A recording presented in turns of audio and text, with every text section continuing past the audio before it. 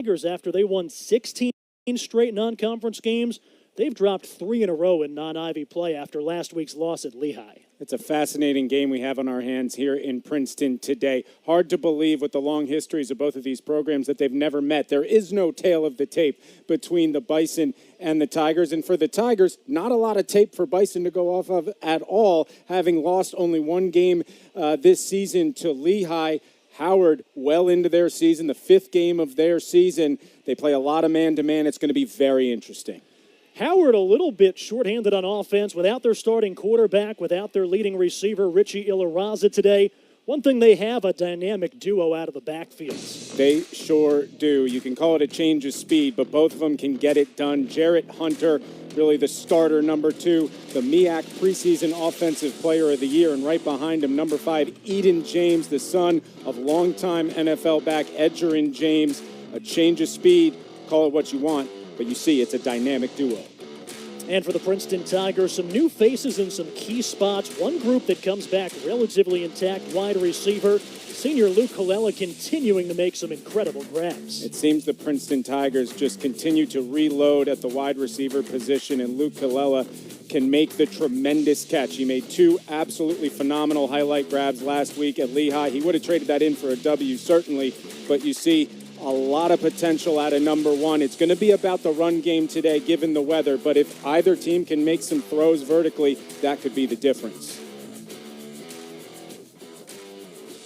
Rain starting to clear, and it's the 2024 home opener for the Princeton Tigers, who will receive the opening kickoff. First ever meeting between Princeton and Howard here on a rainy Saturday in the Garden State. The Bison, their 3rd trip to New Jersey in 5 games. They opened up about 20 minutes up the road in Piscataway. Season opening loss at Rutgers, but that was a 14-7 game late in the second quarter. Yeah, I don't think the score was indicative of really how challenging Howard was for the Scarlet Knights to contain, particularly on offense. We're going to see some different faces in key positions for the Howard Bison, but they are a force to be reckoned with. Michael Levy, the freshman from McLean, Virginia, puts the left foot into it. High wobbling kick.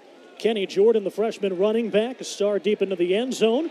Cuts it up the right sideline, and a nice return by the first year for the Princeton Tigers. And Princeton will bring the offense out onto the field. This was an offense last week that was slow to get going, and they'll turn to a new quarterback. Blaine McAllister threw 2 passes last week. Blaine Hippo won the starting job in camp, but suffered an injury to his non-throwing hand a week ago.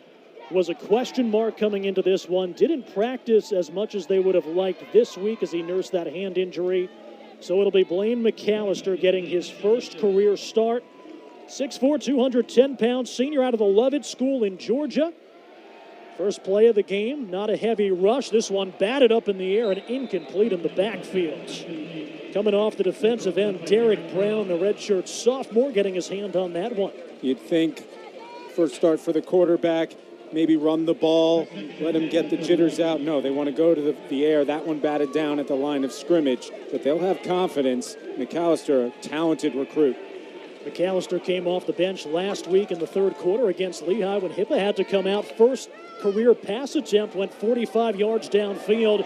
Here's a keeper right side, some open real estate, and the senior rumbles for the first down. And this is the great unknown, right? Princeton, as I said in the open, has only played 1 game at Lehigh. Hippa got the start there. No tape on McAllister, so you're going to have to prepare for his legs and his arm. Defense, number 91. We call the play. Penalty was offsides against the defense. The Tigers will decline it, so that'll put Princeton at the 44, a 14-yard scramble on 2nd down for Blaine McAllister. A nice job of bringing down the high snap as well. Fairly experienced offensive line for the Princeton Tigers. Blake Figenspan, 5th or 6th year senior, depending on how you want to count that COVID year, but he's a returning starter at center. Matheson and Hilliard, experienced starters at those guard positions. Trips left, John Volker, senior running back off the right hip of McAllister. First down and 10. Give to the senior from Rumson Fairhaven, and a nice chunk on first down. Picks up 7 or 8 before he's finally wrapped up by Cam Dyson, the middle linebacker. couple of great runs for the Tigers so far, something they didn't do well at Lehigh last week. They got to get the run game going, especially to balance out McAllister's arm in his first start. John Volker last week, 28 rushing yards. 14 of them came on the Tigers' lone first-half scoring drive where he rushed into the end zone. Misdirection, McAllister sells it well, rumbles up ahead and has another first down on the ground. When you talk Blaine McAllister, we talk about that cannon for an arm, but we've been able to see that he's a dual threat today.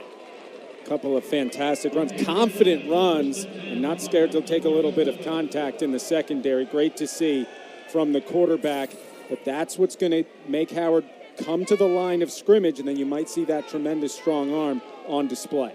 Princeton moving with some pace as they get across midfield.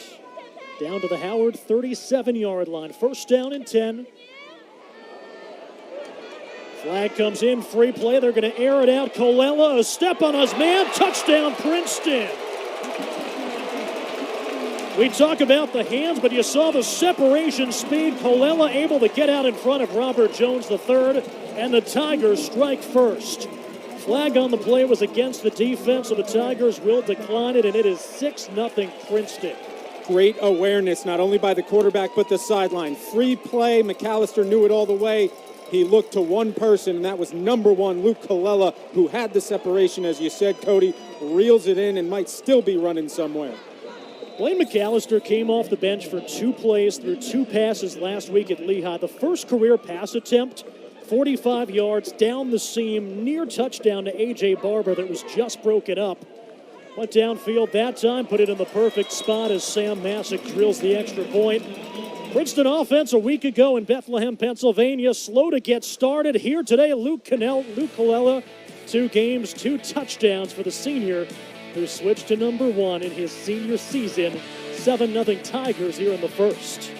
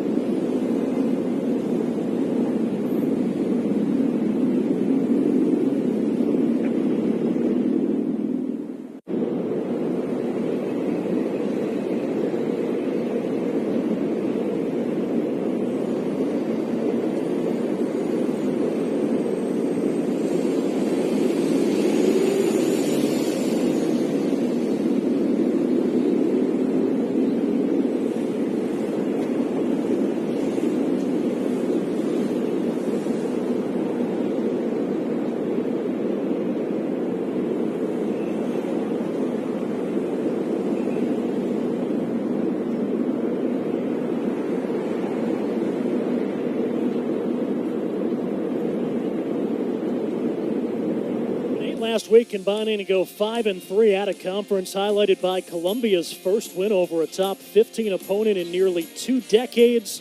31-20 at home against then 14th ranked Lafayette. Dartmouth dropping 45 on Fordham. They held the Rams scoreless the first 43 minutes. Harvard shutting out Stetson on a rainy Saturday up in Cambridge. It was Brown's first offensive play of the year, going 87 yards for a touchdown. Yale winning a back-and-forth game on the road at Holy Cross. Penn coming up just short against a formidable foe out of the CAA in Delaware, so a good start to the Ivy League where really you didn't know what to expect because so many teams lost so many of those fourth and fifth year seniors. Yeah, it's been an interesting few years in terms of eligibility. You knew Columbia has been building something for a couple of years, and they may have just arrived with that huge victory against Lafayette last week. Isaiah Williams and Anthony Reagan Jr. back deep. We told you Richie Ilaraza, their leading receiver, who's also one of their kick returners, away from the team. Personal reasons. Here's Reagan, the freshman from Camden, New Jersey. And he'll give Howard some great starting field position just shy of their own 40 on their opening drive. So solid field position for the Bison. Players getting a little tangled on the far sideline. But what a start for the Princeton Tigers. First start for McAllister. Shows us the legs, finishes with the arm. 37 yards down the sideline. Saw the one-on-one matchup. Yep. Colella won it, but that's something that Howard's going to live and die with. They are, but we're going to see Kenny Gallup Jr., who we're going to talk a lot about. He might shade over to Colella's side for the rest of the game to make sure that doesn't happen again. Jay-Sean Scroggins, who had a great two-game run to open the season, he's out with an injury, so it'll be Jalen Tolbert for the third straight game. Pressured in the backfield, and the first pass falls incomplete. Great pressure by the defensive end, the junior from Massachusetts, Colin Taylor. And one thing that is going to really throw me off today is the cleats London Robinson is wearing, which are bright yellow. Thought there was a flag. It was just London's foot. That's what I was going to say. I'm going to think there's laundry on every play. Jalen Tolbert, redshirt senior out of Fort Lauderdale, Florida. Second down give. Wanting the flag for the horse collar is Jared Hunter, the grad student. Got his first carry of the day, and that's going to be the aforementioned London Robinson. We mentioned laundry. We mentioned Robinson. They meet on the next play. Personal foul. It's a windy, rainy day, so some trouble with Jeremy D'Angelo's microphone. He's our referee today. But a 15-yard penalty, automatic first down for the Bison. That'll move them into Princeton territory. And obviously a blatant penalty.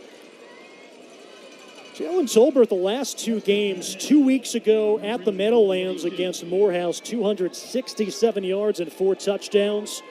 Quieter day last week, but efficient, 18 of 26, 201 yards. Take a look at this formation to keep you guessing in the backfield. Talked about the two running backs. They're going to show them both off. Wishbone give Eden James, son of legendary NFL running back Edgerrin James, gets a couple, taken down by Jack Del Garbino. Great job by Del Garbino in tracking down Eden James, but you saw that first step. It is fast. 3-4 for Princeton that on different sets and different situations can morph into a 4-3 depending on what they do with Sanker, that rush linebacker position. Secondary, the most experienced group on the defensive side of the football for the Tigers. Trying to replace two talented inside linebackers. Ball deflected by Sanker. Finds its way to the running back, Hunter, who turns it into a positive play. Fortunate bounce for the Howard Bison. Again, good pressure into the backfield by the Princeton Tigers. We're really keeping Tolbert throwing off of his back foot. Line change for Princeton. They sub 5 in and 5 out on this 3rd down and 7. Princeton scored on a fairly efficient first drive of the contest. 36-yard touchdown pass. Blaine McAllister getting his first start to Luke Colella. Princeton showing one safety high. Really challenging them to go to the air here. Absolutely. Tolbert, 3-step drop. Tigers only send one ball into traffic, deflected off the hands of the intended receiver, Saquon Osborne, who's only got 2 catches this season, but he's going to see some run. Told you that two of their top receivers, Richie Ilaraza, the senior, 17 catches away from the team, personal reasons. They're also without his backup, Braylon Smith. And Howard's going to go for it. Howard's only attempted, I believe, 1 field goal on the season. Too far for the field goal, too close to punt. And they're going to have him pooch it. And a great job by the quarterback, Tolbert. Good coverage downfield. And they're going to pin Princeton at the 1-yard line. Tremendous coverage downfield by either Kenny Gallup or Isaiah Williams. That's Isaiah Williams, the senior transfer wide receiver. Princeton has a 7-0 lead, but the Tigers pinned down against their own goal line.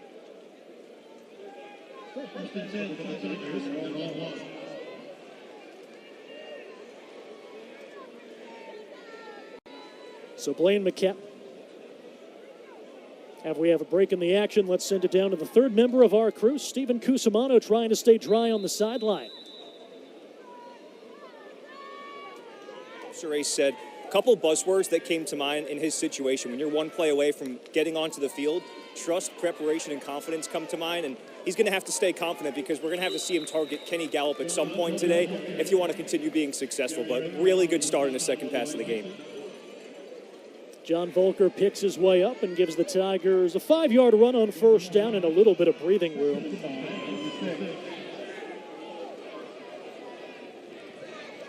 You heard Stephen mention Kenny Gallup Jr., number 0. He's a safety. He's going to be playing on Sundays next year. Keep an eye on him, especially after the deep ball to Colella on that first drive. High snap right back to Volker. Picks up a yard or two to bring up third down for Princeton.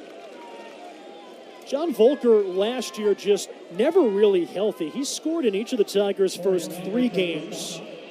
He's a senior. He's one of the 5 captains for the Tigers, and he's going to head off to the sideline on third down and 3 at the Princeton 8.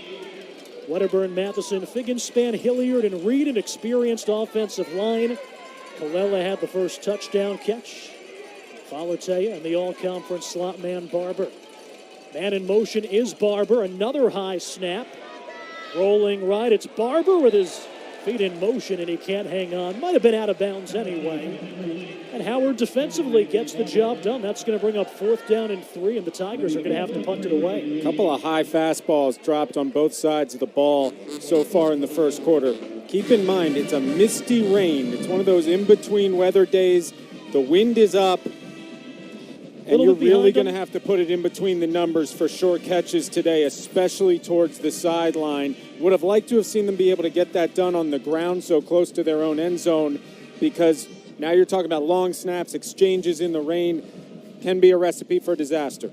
Princeton had more than a handful of issues with that last week in that loss against Lehigh. Low snap, Clark, the sophomore, gets it away.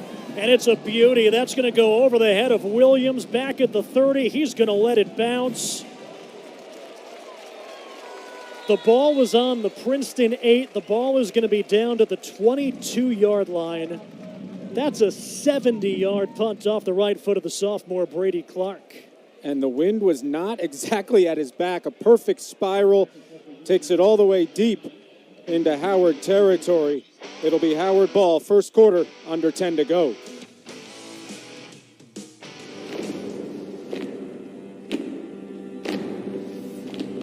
Half. 1 and 2. 2 and 4. Half of Black Americans don't have enough savings to retire. So let's retire inequality. Let's step forward together, and let's rise together, because dignity, security, retirement is for all.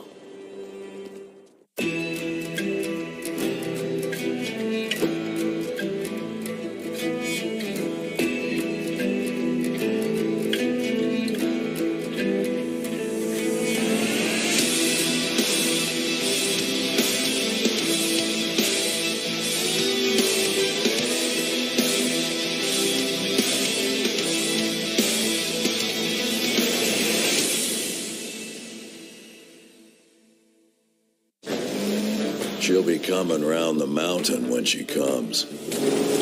She'll be coming round the mountain when she comes. She'll be coming round the mountain and the river and the desert and whatever types of terrain she can find out there. Yee-haw. The Ford Bronco family, designed to take you here, there, and home again. No one plans on heart disease, but everyone should have a plan for it. We help patients of all lifestyles and medical histories plan for healthy hearts. We offer convenient screenings without judgment, hundreds of preventive programs, and women's heart specialists. And we're the largest cardiac surgery program in New Jersey. Make plans for a healthy heart with RWJ Barnabas Health. Let's be healthy together. Larry Scott has the Howard Bison trending in the right direction. Last year, a couple of tight losses on the road against some FBS opponents. Later in the season, they won their second straight MEAC title. They actually won the tiebreaker. They defeated North Carolina Central in the regular season. That sent them to the Celebration Bowl. 30-26 setback down in front of 40,000 at Mercedes-Benz Stadium down in Atlanta. That's the winner of the MEAC against the winner of the SWAC. These two conferences, they don't send their regular season champion to the NCAA tournament, the NCAA postseason, but Larry Scott, a well-traveled coach, former interim head coach at Miami, former offensive coordinator at Tennessee. He coached tight ends at Florida, longtime assistant at his alma mater down in Florida, and he's in his fifth season here at Howard, and he really has them trending in the right direction. At the 22, bubble screen, right side, a little bit low and incomplete for Isaiah Williams. And luckily for Howard, it is a forward pass, so it is incomplete. But Princeton doing a good job of keeping Howard kind of lateral to the line of scrimmage. Not a lot of vertical offense yet from the Bison. They've got to get this run game going, though. That's the difference. That's the edge they have coming in. Split backs, Hunter and James, and this one blown dead. False start.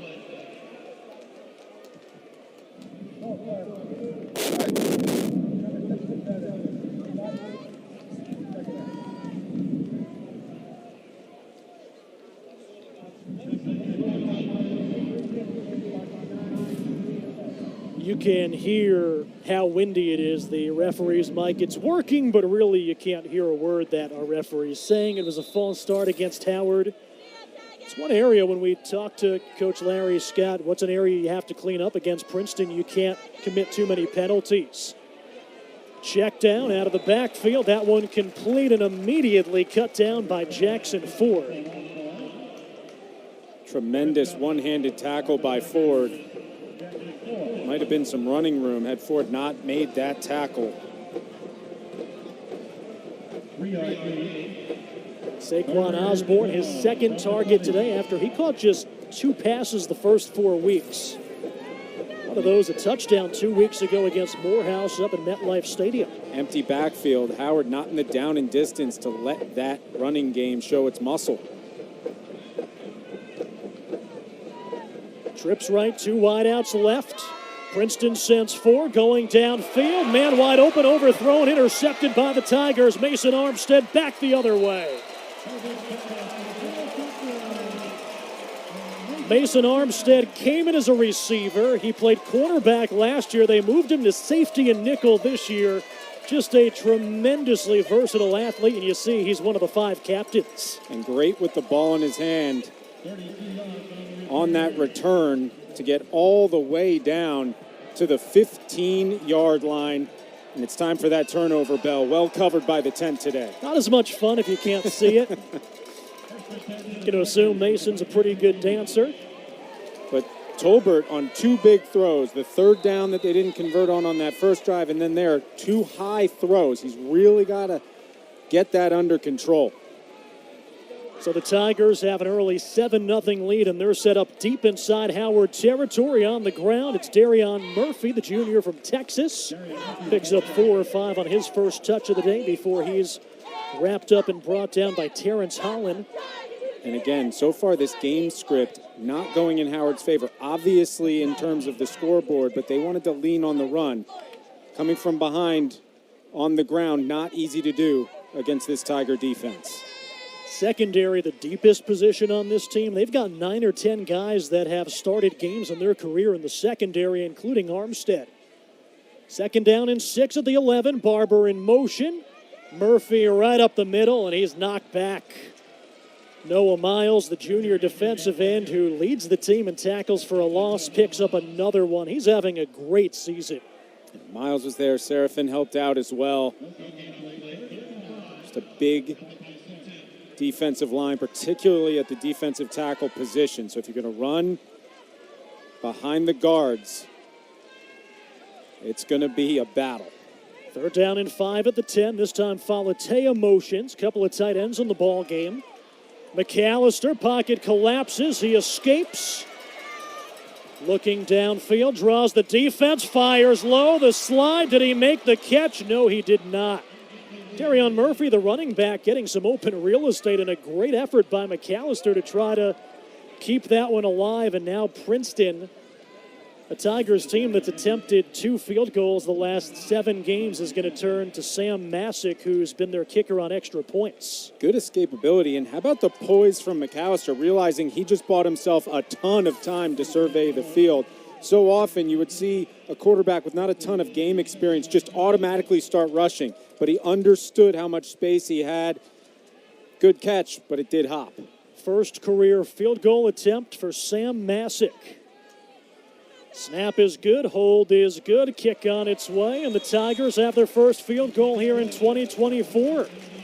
And they've got a 2-score lead midway through the first quarter.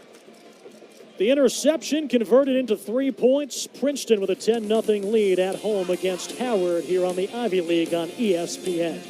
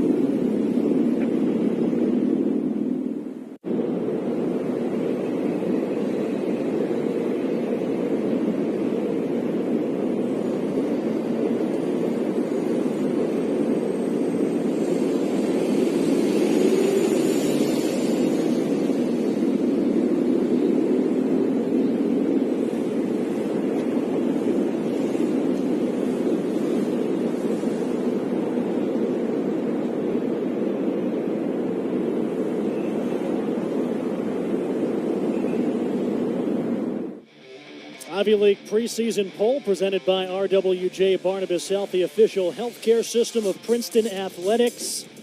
Not sure how much we can read into this after what happened last week and what just went down. Harvard and Brown coming from way down to win it late 31-28 against the Crimson, who won 35-0 last week. Really tight, those top 5 teams, Yale, Harvard, Penn, Princeton, Dartmouth. Can see 4 of those teams getting first place votes. Last year, the first time since 1982, the Ivy League title was split between 3 teams. And Columbia at the bottom of that list just doesn't look right after 1 week.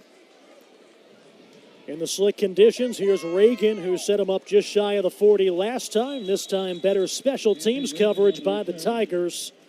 And Howard down by 10 points midway through the first quarter, has a ways to go as a flag comes in late.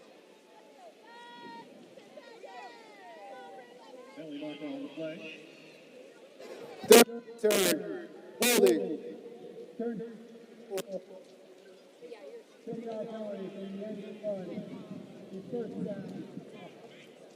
So holding on Howard on the return, 10-yard penalty. It'll be a first down. And yeah, it looked like that flag came in after the play. I think the umpire might just have had trouble getting the flag out. So Howard will start all the way back at their 12, their second penalty of the contest. And on this drive, you've got to think Howard wants to get to good down and distances again to keep the running game relevant. Jared Hunter and Eden James on the ground averaging nearly 180 yards per game, but that one blown up by Marco Scarano, one of those new starters at linebacker. Scarano got to James before he could get going. James so good when he gets a little bit of momentum, but there is no momentum there. Stop behind the line of scrimmage. Great penetration by Scarano. Princeton really struggled first half last week on both sides of the football and special teams. That was week 1 for the Tigers. That was game 4 for a Lehigh team that's now 3-1. Was curious coming in to see what Princeton would clean up as they give it right back on the ground. Eden James, the 5'10 junior, will set up third down and short. Good run play there. Princeton shows 2 high safeties, which begs the offense to run the ball right up the gut to the middle of the field. And that's what Eden James does. Comes up just short of the first down, so 3rd and 1. Eden James coming off his 3rd career 100-yard game last week and a 1-touchdown loss against Hampton. Give it back to James, needed a yard, picks up 2 or 3 to move the chains before he's tackled by London Robinson. Eden James, his career high for rushing yards came in that 3-point loss last year in Evanston against Northwestern, 177 yards against a Big Ten team. You know he can get it done. They've got a lot of talent in the backfield. We've seen more of James than we have Jarrett Hunter so far today.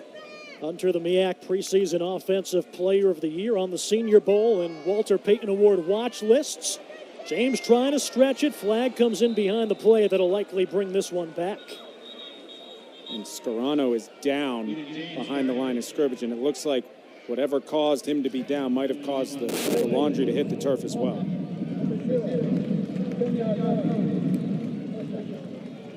Jeremy D'Angelo, our referee, his microphone, it is so windy that even in the stadium you can't hear what he's saying. Take a look at it. So Scarano, number 2, tangled up with Gallup. That's a fun matchup to watch. And Scarano a little bit slow, but now walking off to the near sideline. Just when Howard was really starting to get into a methodical drive, that penalty puts them way behind the chains. 1st and 20 on their own 13. Howard, week 2 against Mercyhurst, a 32-31 win where they needed to score 5 points in the game's final 41 seconds. 10 penalties. Running for his life, Tolbert in the end zone, checks down, but just got back to the line of scrimmage. Might have lost a yard before he's knocked back by Peyton Talley.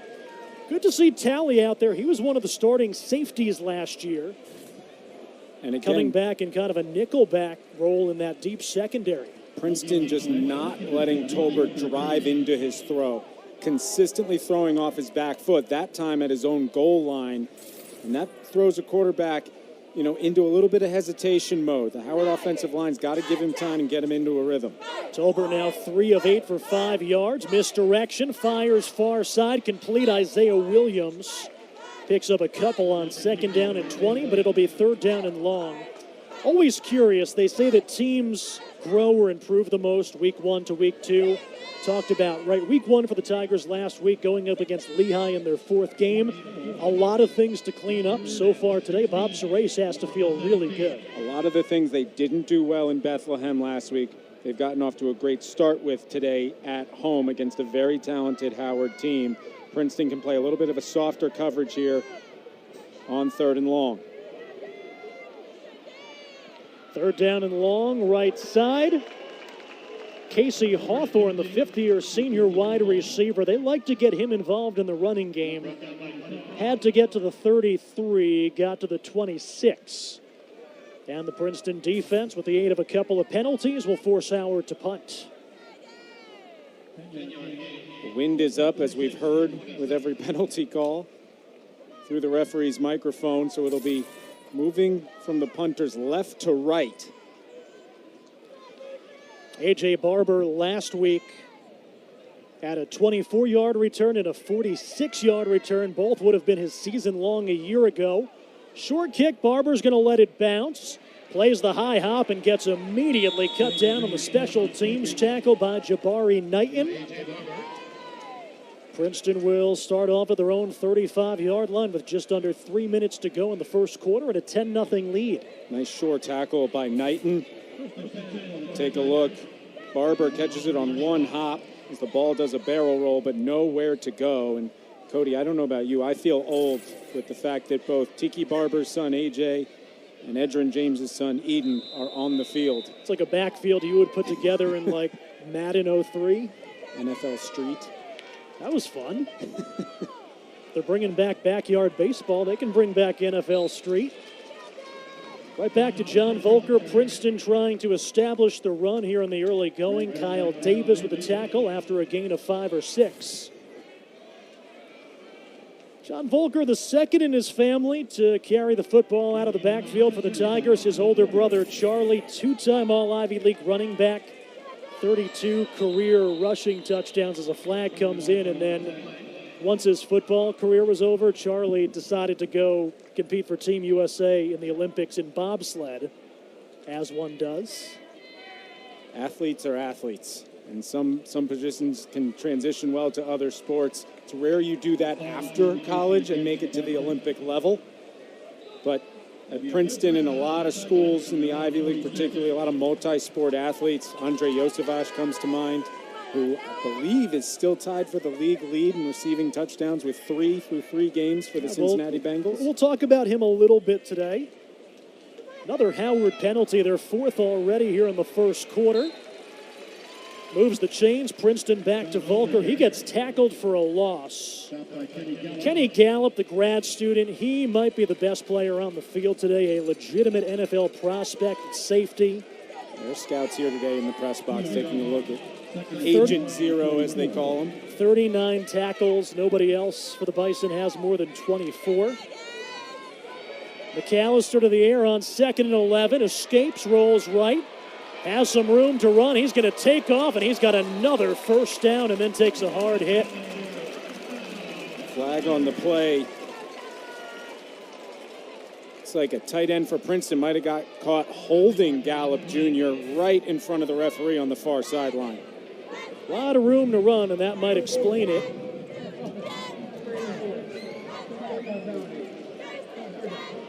Sophomore Jack Camo, the second-string tight end with the hold that allowed McAllister to rumble for the first down, but this one coming back.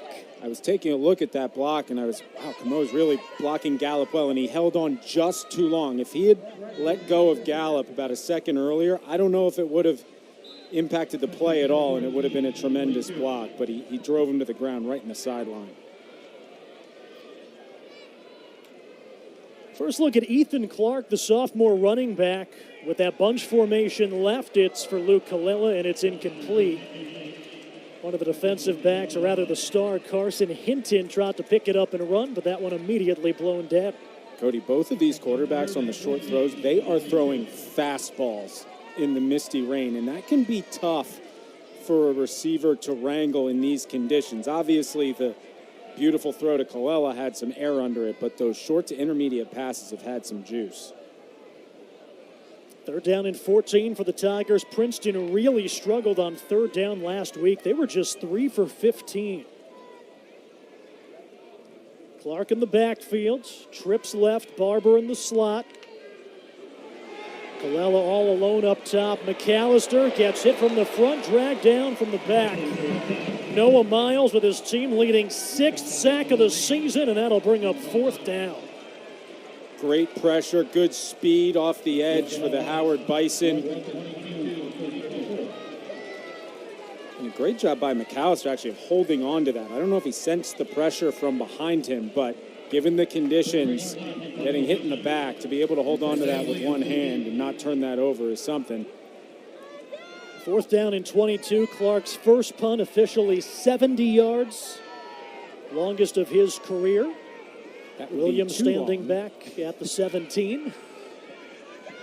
Clark gets it off. Another booming line drive. This one returnable from the 19. Williams wears number 0 on offense. The Central Connecticut transfer with nowhere to go against the Princeton special teams coverage. Solomon Williams, the junior defensive back, with the tackle for Princeton. And now Howard will try to get the offense going, down 10-0 with 16 seconds to go in the first quarter. I thought that return could have done more damage. I thought Kayvon Miller did a nice job of kind of just moving laterally and forcing the runner horizontally instead of vertically. And I think that was the difference between bottling him up or that being a big return for the Bison. Got to stay ahead of the chains. I know I've said it a few times, but Howard just, whether it's penalties or negative plays, they're just behind their down and distance. 34 total yards on 14 plays, 4 penalties for 30 yards, not helping the Howard cause. From the 25, split backs, running left. This is a new quarterback. And a nice chunk of yards, picks up 7. That was Casey Hawthorne, the receiver lined up in the Wildcat. Saw him in motion earlier. He's got 9 carries now over the first 5 games. Fifth-year senior from Florida. And that'll be the final play in the first quarter. So a positive note for Howard after Princeton getting off to a great start in their home opener. Blaine McAllister, first career start, first career touchdown pass to Luke Colella. And then Princeton turning defense into offense. Senior captain Mason Armstead with the return on the interception led to the Sam Masick field goal. 10-0 Tigers lead at the end of the first.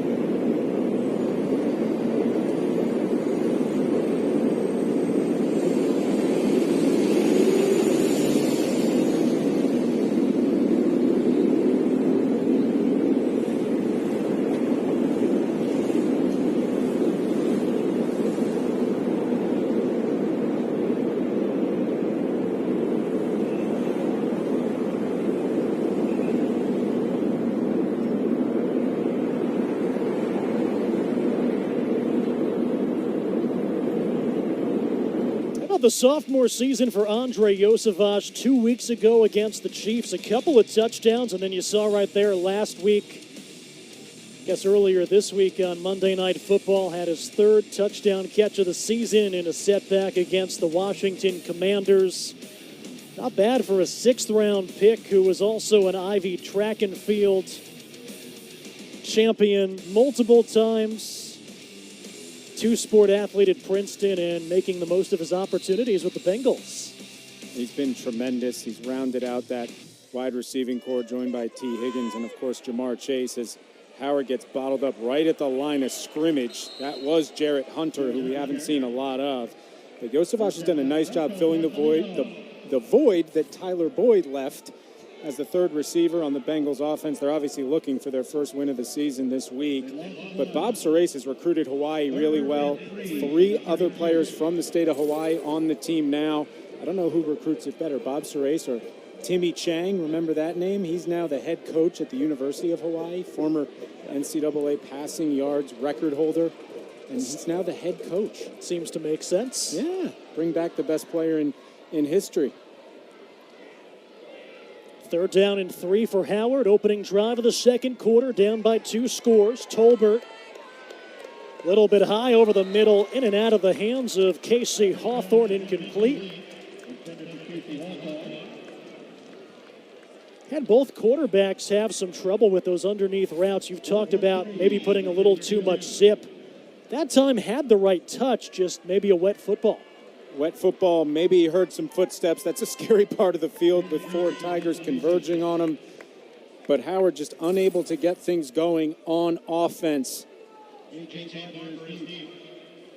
Talked about Eden James, the son of Edgerrin James. A.J. Barber back deep, the son of former NFL running back Tiki Barber. Had a great week last week on a pair of long returns. This one will chase him towards the far sideline. Has a head of steam up towards midfield and tiptoes out of bounds. Flag down, way downfield. Howard already penalized 4 times today. Let's see who this goes against. Gallup Jr. throwing his hands up. That punt helped A.J. Barber because he kind of caught it in stride. Gave him momentum to turn the corner upfield. Can't imagine it's easy to contend with the wind and the raindrops today, playing that position. No, and that's also why it's smart just to jog out of bounds. Personal foul was the call. Let's see if we can see it. It was way behind the play. They picked it up, no foul.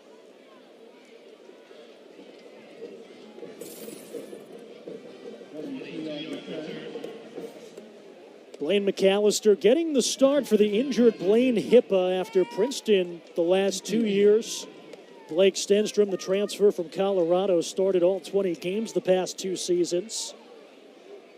Pretty impressive run at the quarterback position the last decade plus under Bob Surace.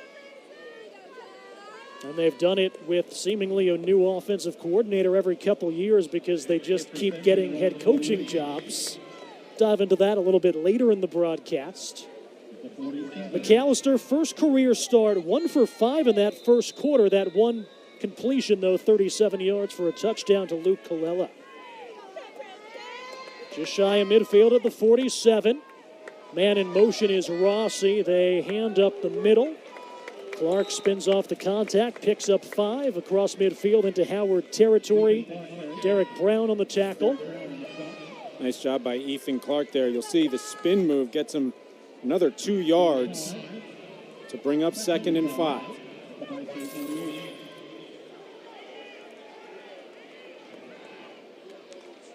Clark still in the backfield. Picanic, the tight end, off the right tackle. They've got Colella all alone on the near side. That's a matchup to watch. Colella against Jabari Knighton, the senior, getting the start today. Play fake, in and out of the hands of Tyler Picanic on the move. So players are dropping the fastballs, the change-ups. May just be a tough day to catch the ball. Yeah. You know, it's one of those days where I'm surprised as many guys are wearing receiving gloves as they are. When those get wet, they actually can do more harm than good. An injured Tiger, that does look like the tight end, the intended target on that last play, Tyler Picanic. See what Picanic did last year, 21 catches, 204 yards. with a player down on the field will step away. 13:09 to go. 10-0 Tigers on top as they attempt to Tyler Picketing. All the latest information behind the scenes countdown. Tigers are back home on Friday, October 18th. These Bulldogs are the top dogs. Auburn, an overtime winner. Princeton into the round of 32. And Cornell will play on Championship Monday.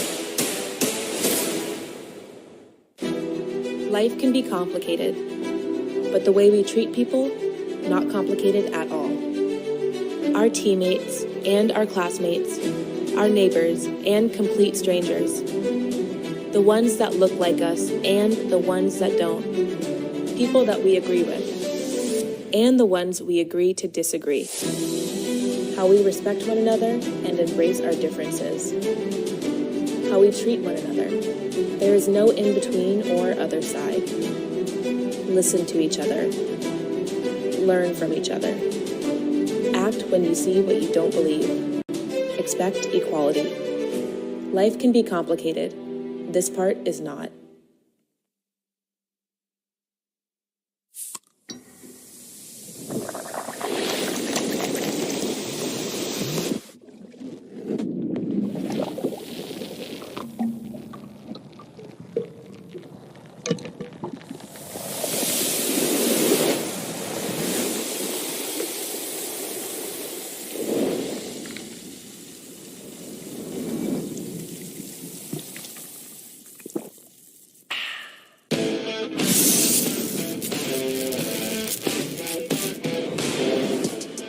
Nice catch is made, and trying to come out with a full head of steam is Loughran. Perhaps one final act to this dance. Got it for Watson. Watson, can she score? She will. Celia Watson, at the last moment, completes the hat trick.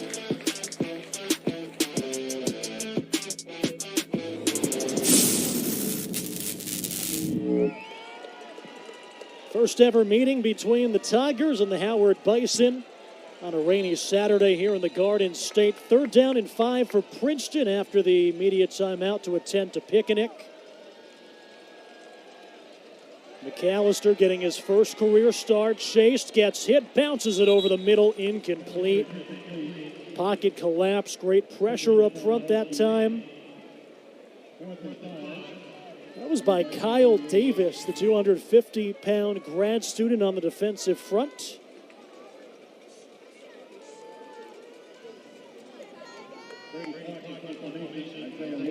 Brady Clark will be back to punt it away for the 3rd time today as Williams is camped back at his own 10.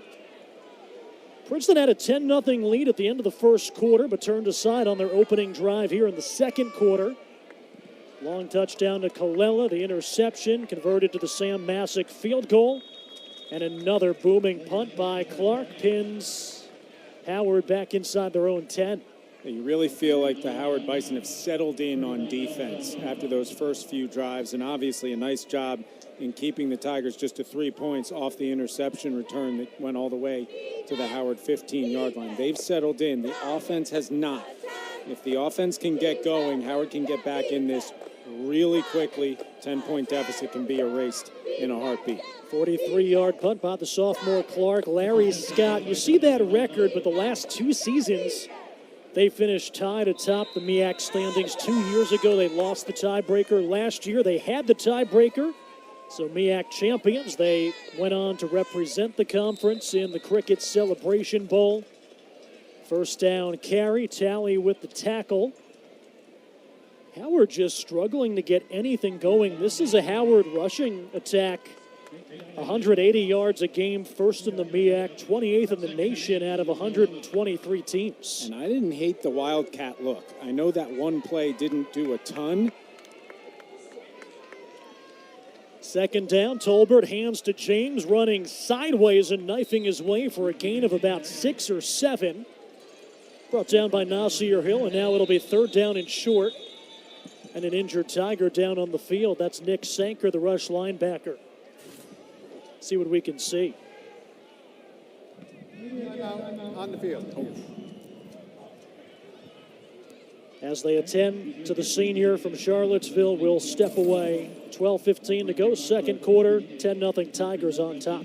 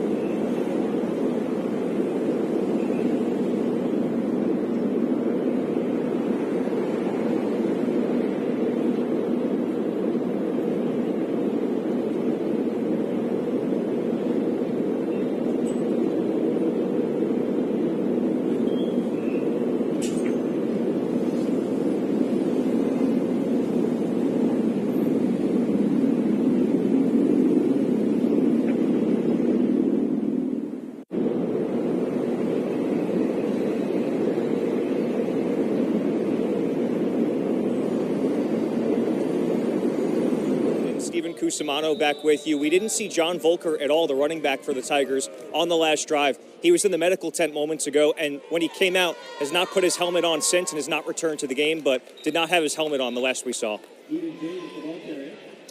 3rd down and 1, plunging up the middle, Eden James, and that's enough to move the chains for Howard for just the 3rd time today. And we won't speculate too much about Sanker, who got injured on the play prior to that 1st down run, but that is a potential short-term or long-term loss in that second level of the defense. So Howard, you would think, is going to attack that with the run game. 1st down and 10. They will keep it on the ground. It's James, has a seam right side and rumbles for about 15 before he's chased down from behind by Peyton Talley, who's really been the star on defense today, aside from Armstead. Patient, and then he takes off. Yep, kind of reminds me of his dad. Edgerrin James, patient in the backfield. You talk about that Colts offense he was on, but when he had that burst of speed, it was scary stuff. Pocket collapses. Tolbert nearly has it ripped away, being chased by Robinson. Dumps it off, complete. James trying to get to the perimeter. Great job turning what could have been a big loss into a gain of about 5 or 6. There's some athleticism in the backfield. There certainly is, and a nice job by Tolbert, as you said, Cody, of turning nothing into something. That is risky, though. Take a look. Tolbert, good escapability, keeps his eyes up, and somehow recognizes that that's Eden James in front of him and not a lineman. This Princeton defense last year, 6th in the nation in scoring defense, had 7 takeaways in a Week 10 victory against Penn, so you have to be pretty careful with where you hang the football. 2nd down and 6 at the 39, back on the ground. It's Hunter, picks up a couple. And so far, Eden James has gotten the lion's share of the carries. Hunter, really the premier back in the offense coming into the season. Again, that MEAC preseason offensive player of the year is Jarrett Hunter, who you see on your screen now. And then on the other side of the ball, as we've said, Kenny Gallup Jr. was the MEAC preseason defensive player of the year. So obviously Larry Scott doing a great job recruiting on both sides of the ball from an individual talent perspective. James, 8 carries, 38 yards today. Hunter, 3 carries for 3 yards. Trips left, 1 man in the backfield. That's Hunter. They get it out to Hunter, and he can't hang on with Carson Irons bearing down. One of the question marks heading into the season, who's going to replace the two All-Ivy linebackers, Ozzie Nicholas and Liam Johnson? One of those two starters is Carson Irons, the senior. That's a high motor play, and he just absolutely drove Hunter into the ground. At Princeton, right, Steve Verbit, his 39th season. He's the Tigers' defensive coordinator. Every year they graduate these all-conference Bushnell Cup winners, and you never really worry about who's up next. Tigers playing it safe. This one snapped over the punter's head, kicked out of the back of the end zone. That's going to be a penalty. The same thing happened to the Tigers last week.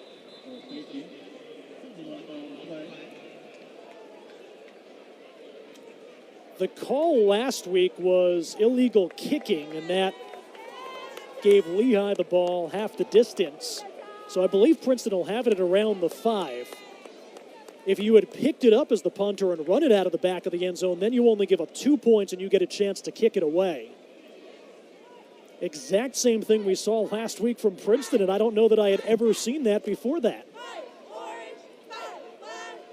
Wait for the call, but you bring up a interesting duality there in your options.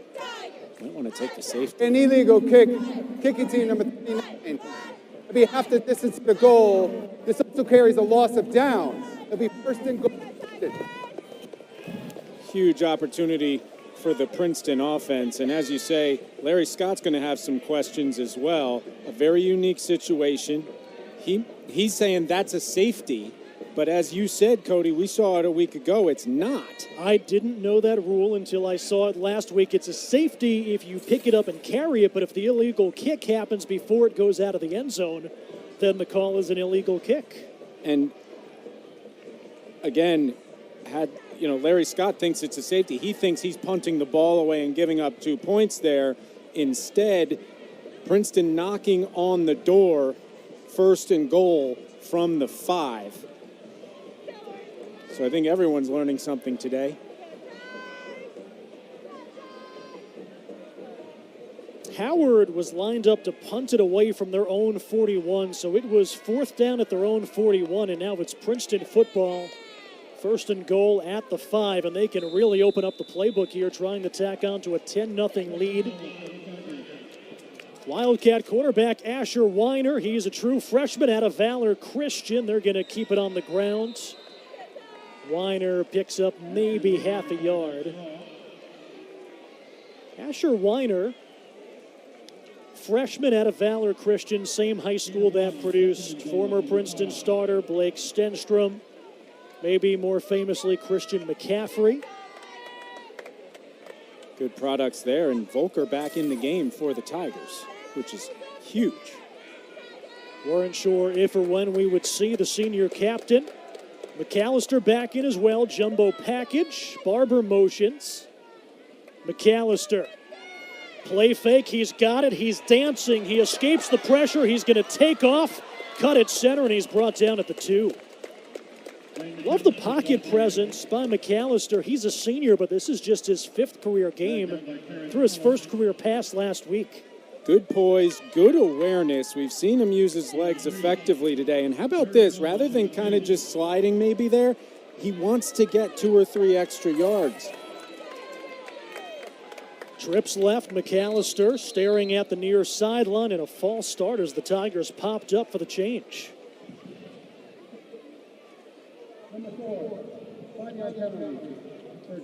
And a huge 3rd down here for the Howard defense. If they can get out of here holding Princeton to a field goal attempt after some confusion on is that a safety, is it not, you're talking about a 1-point delta between the safety and the field goal potentially. This is eerily similar to how it played out when Princeton was on defense last week at Lehigh, where they gave it up and were able to get the stop. McAllister looks near side for the change. Play clock winding down. Princeton may have to use a timeout.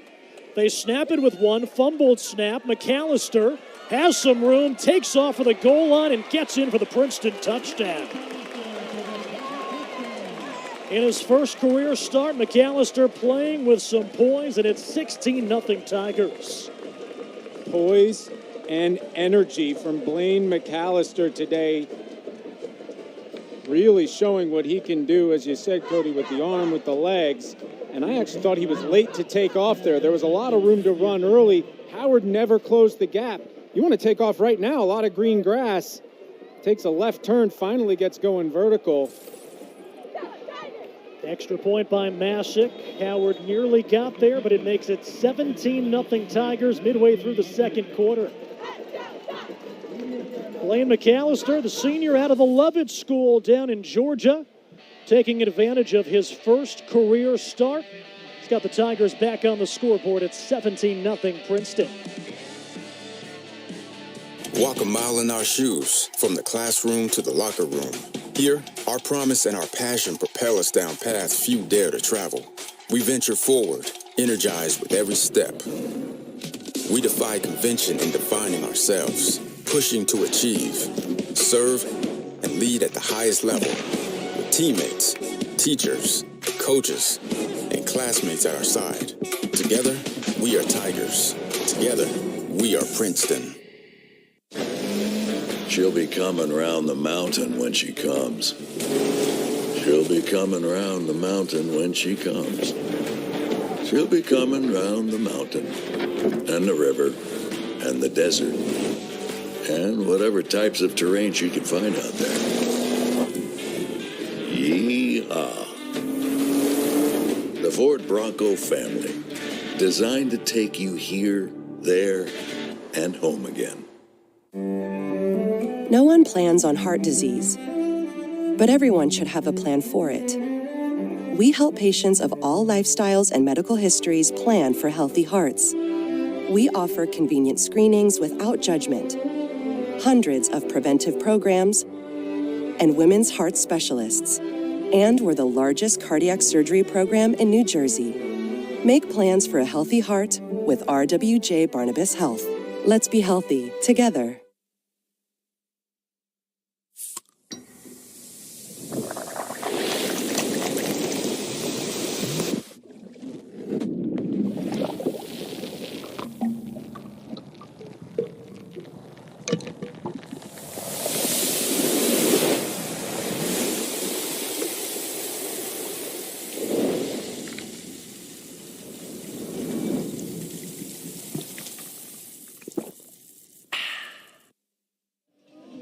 Blaine McAllister has a 37-yard touchdown through the air to Luke Kalela, and he's got a rushing touchdown to put the Tigers up by 3 scores. Princeton 17, Howard nothing with 7:39 to go in the second. Princeton has had this great run of quarterbacks, and they came into this season after the graduation of their starter, Blake Stenstrom, the last 2 seasons.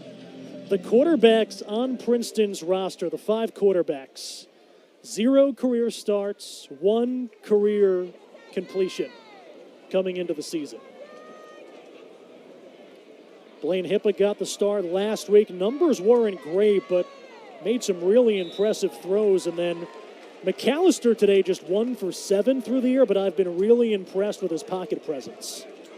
Absolutely. He's really got good awareness inside the pocket. And again, one thing that stands out to me is he got hit so hard in the back and didn't cough up the football. And he looks like he's very comfortable with the ball in his hands when he's running in the open field. So he's certainly showing a wide array of skills today. So without Hippa, they just go to the next Blaine McAllister, and he stepped in and really produced. The first Princeton score, give credit to the Princeton offense, 37 yards through the air, McAllister to Kalela. The other 2 scores set up by an interception return deep into Howard territory by Mason Armstead. And then the snap over the punter's head, kicked out of the back of the end zone. That gave the Tigers 1st and goal at the 5. Took a penalty, but they were able to convert. And no one can catch the ball today. I mean, one beautiful rainbow pass to Luke Kalela on a free play, but outside of that, really tough to catch the ball. If you take that 1 long completion to Kalela out of the equation, these 2 quarterbacks, 6 of 18, 22 yards.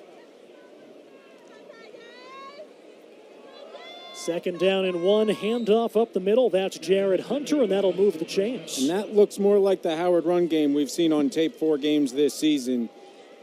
Hunter, nice 9-yard gain, then gets the 1st down, keeps them ahead of the chains, and you know they have the ability to break one. And if Howard wants to change this momentum before halftime, which you know Larry Scott and company want to do, you're going to think they're going to break one. Hunter to the left of Tolbert. Bubble screen, Isaiah Williams, the senior. He's been quiet today, but when you get the ball in his hands, good things happen. That's an 11-yard gain and a Howard first down to the transfer from Central Connecticut. Nice job there by Williams. And kind of dancing around, reading the blocks really well. And Armstead is down now for the Tigers. All the injuries for Princeton. Blaine Hippa, their starting quarterback, last week. He's on the sidelines today with a hand injury. Tyler Pickenick left with an injury. Volker's been in and out of the tent. Sanker. Nick Sanker left with an injury. One of their starting inside linebackers last week for the Tigers, Sekou Rowland, out with an injury today. And it looks like as they attend to Armstead, we're going to go to a break here. 6:05 to go. 17-0 Tigers lead against Howard.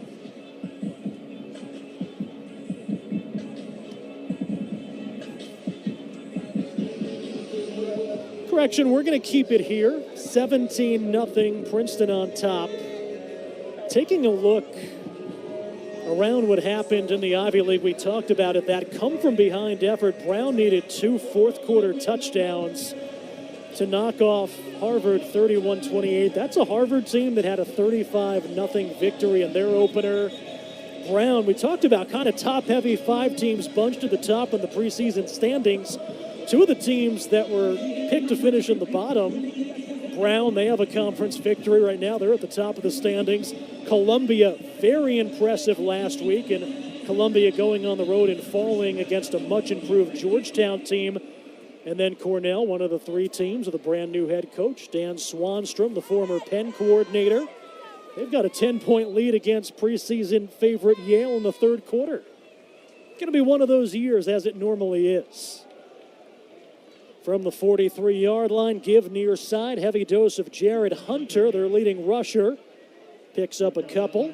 It's almost like that preseason poll they sorted by the wrong category. Should have gone from least to most votes, and it'd be more accurate to the standings today. Should have paid attention in that Excel class. Jalen Tolbert, the redshirt senior from Fort Lauderdale. Third straight game as the starter with Jay-Sean Scroggins out. Wedges it in between a couple of Tigers. Complete for the first down. Who else? Isaiah Williams. Princeton had that pretty well covered. And one of the few tight passes today that we've seen caught. Nice ISO cam here on the receiver. Gets converged on by 3 Tigers, but a good job maintaining possession. Howard playing without their starting quarterback the first 2 weeks, Jay-Sean Scroggins. They're without their leading receiver, Richie Ilaraza. At the Tiger 46, trailing 17-0 with less than 5 minutes to go before halftime. Little misdirection, plunging up the middle, Hunter for a couple. Princeton doing a really good job. They're showing 2 high safeties, and normally that begs an offense to run the ball to the middle of the field. But the front of the Princeton defense, that D-line and that second level, even without Sanker, doing a nice job of bottling up the run game without having to bring the safeties to the line of scrimmage. Eden James gets hit, never got going as he took the handoff in the backfield, blown up by Christopher and Talley. And again, not sending too many extra guys, but off the edge is just enough. You send one, and he gets to James at the point of the handoff, 3rd and long. Peyton Talley last year was the Tigers' starting safety to open the season and missed the final 4 games with an injury. Bob Serace calling a timeout, not happy about it. Personnel issue. There was confusion. I think I'm counting 12 guys on the field, and Steve Herbert, the longtime defensive coordinator, not happy either. No, there was confusion. There were a couple. There might have been 13 at one point. Substitution, miscommunication, and that's something Bob Serace does not stand for. Steve Herbert, 39th season on the Princeton sideline. I believe it's his 45th season in college football. You look at what the Tigers have done the past couple of years. Last year, 6th in the nation in scoring defense. The year before that, they led the FCS in scoring defense. And we've seen what they've been able to do here today. So far, pitching a shutout late into the second quarter. There's nothing Coach Verbit hasn't seen, especially now that we know if you kick the ball backwards, it's half the distance to the goal. So now he's seen that too. That was it? Yeah, might be it.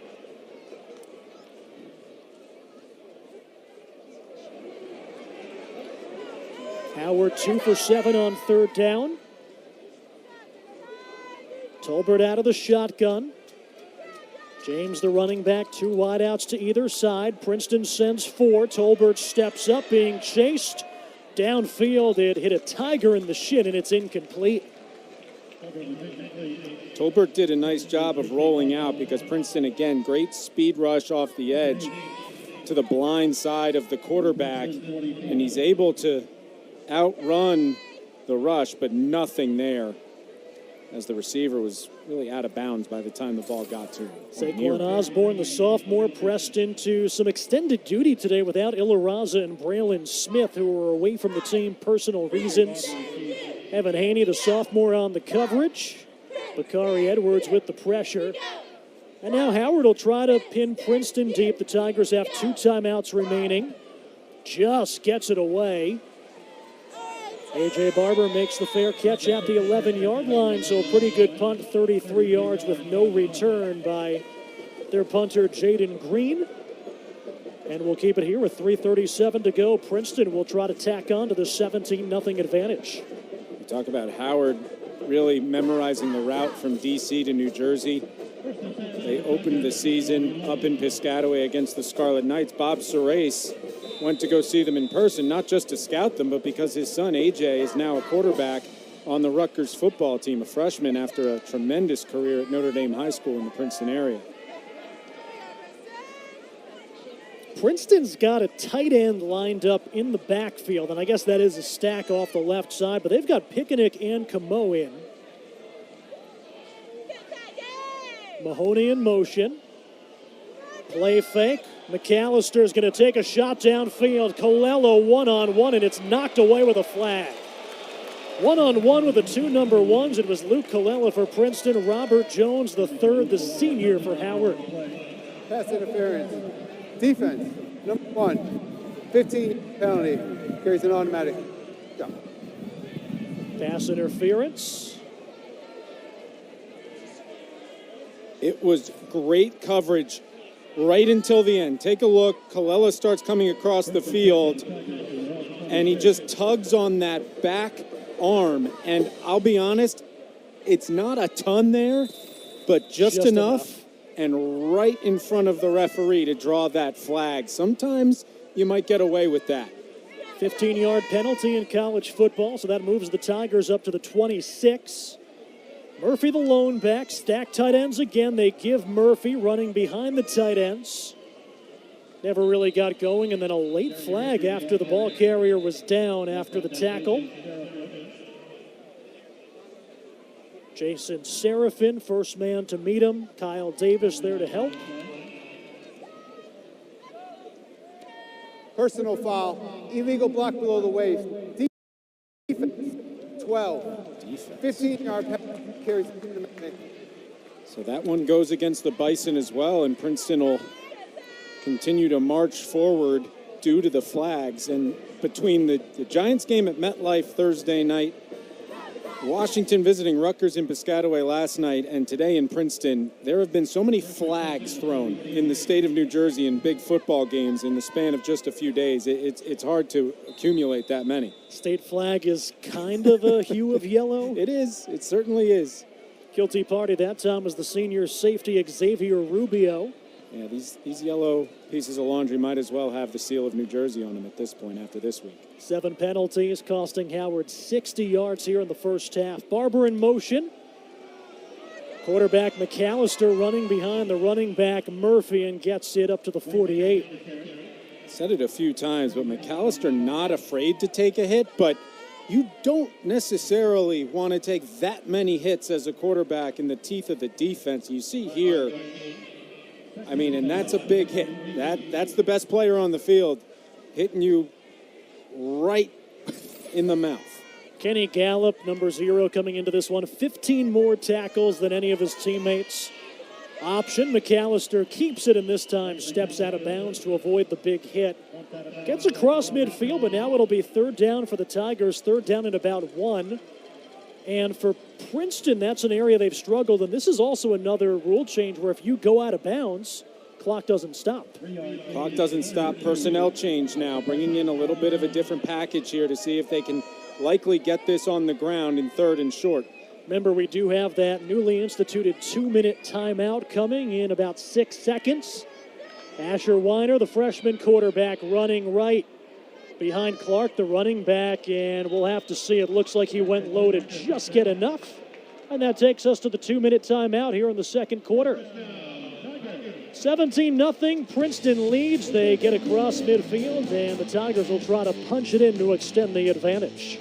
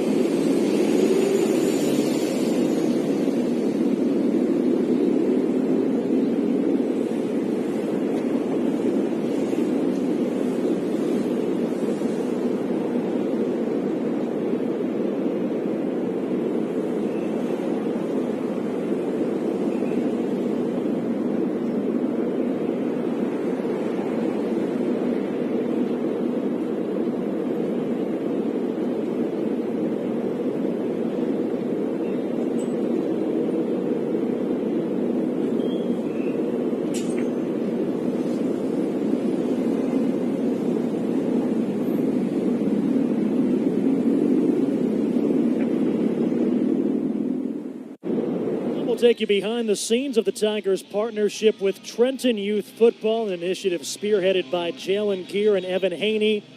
Part of the David Rose Civic Service Coordinator Program. David, 1988 Princeton graduate and defensive lineman, passed away due to complications from COVID-19 back in 2020, but as part of his legacy, the Tigers getting involved in the Trenton community. Beauty to the Block, another great event that happened in early August. There's Steve Verbit, 39th season on the Princeton sidelines, taking part in that absolutely tremendous event that brought the Tigers into New Jersey's state capitol.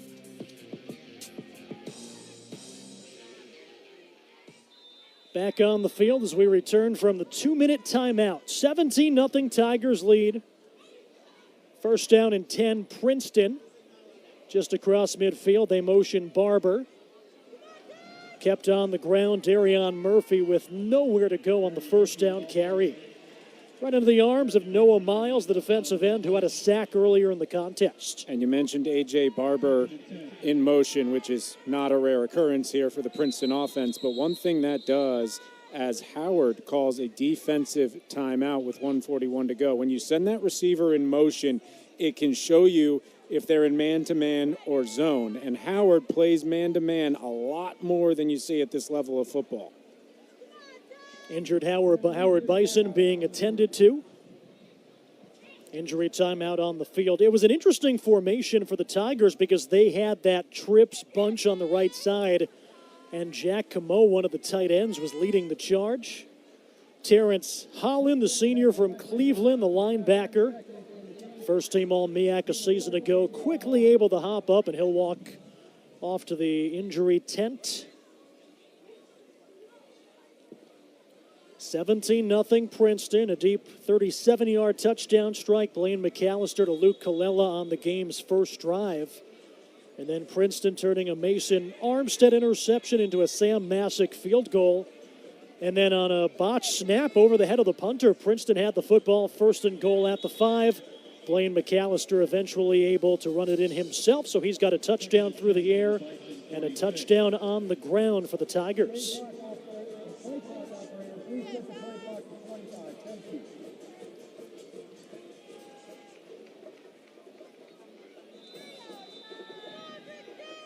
So Princeton comes back out. McAllister will go into the shotgun.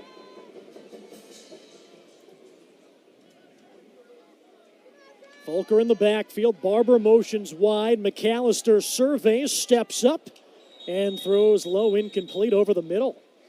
And he Tamatoa Falatea, the intended target. Falatea was there. McAllister kind of clapped his hands after the incompletion. He knows he just underthrew that one and missed him.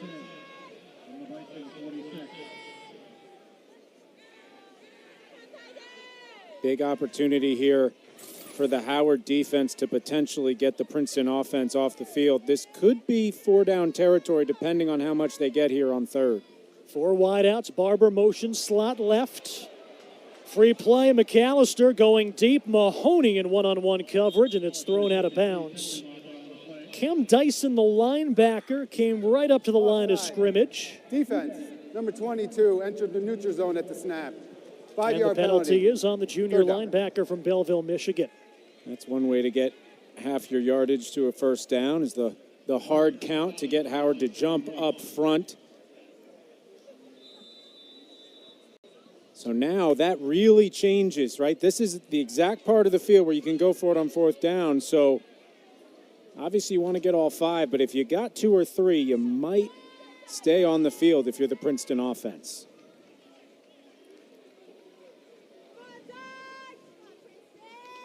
Third down and 5 for the Tigers. McAllister against the 4-man rush. Some contact, slips away, takes off, takes some contact. Had to get to the 36, and he got there. First down, Princeton, despite the big hit. So McAllister, obviously not a designed run there. The pressure converges on the quarterback. Thought he could have fumbled it there. Again, a nice job of holding on to it, and then the awareness to take off. Empty backfield. They've got 5 wideouts, including Holstein, the converted tight end. Slant over the middle, diving catch for Barber. First down. Inside 2 minutes, the clock does stop on first downs until they spot the football. Take a look here. McAllister delivers it well considering there was pressure in his face. If he leads Barber and gets that up off the ground, Barber might still be running. Volker, the lone back, bunch formation for the Tigers on 2nd and 1. McAllister steps up, throws low again for Colella. He's definitely throwing low. We talked about Tolbert was throwing it high early in this game. McAllister now is showing the propensity to throw it low, and it's going to be really hard, especially in these conditions, as Colella shows off the 2 mouthpiece look, which is an interesting one.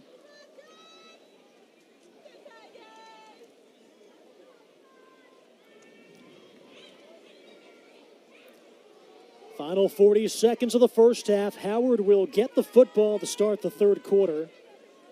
Third down and 1 for the Tigers. There goes Barber. Defender going with them. They'll give to Volker. Needed a yard. Keeps the legs churning and picks up the first down. Hashan Abdul Ali with the tackle, but another first down for Princeton. That's their 9th here in the first half. And a timeout taken. Howard will take a timeout, and we'll keep it here.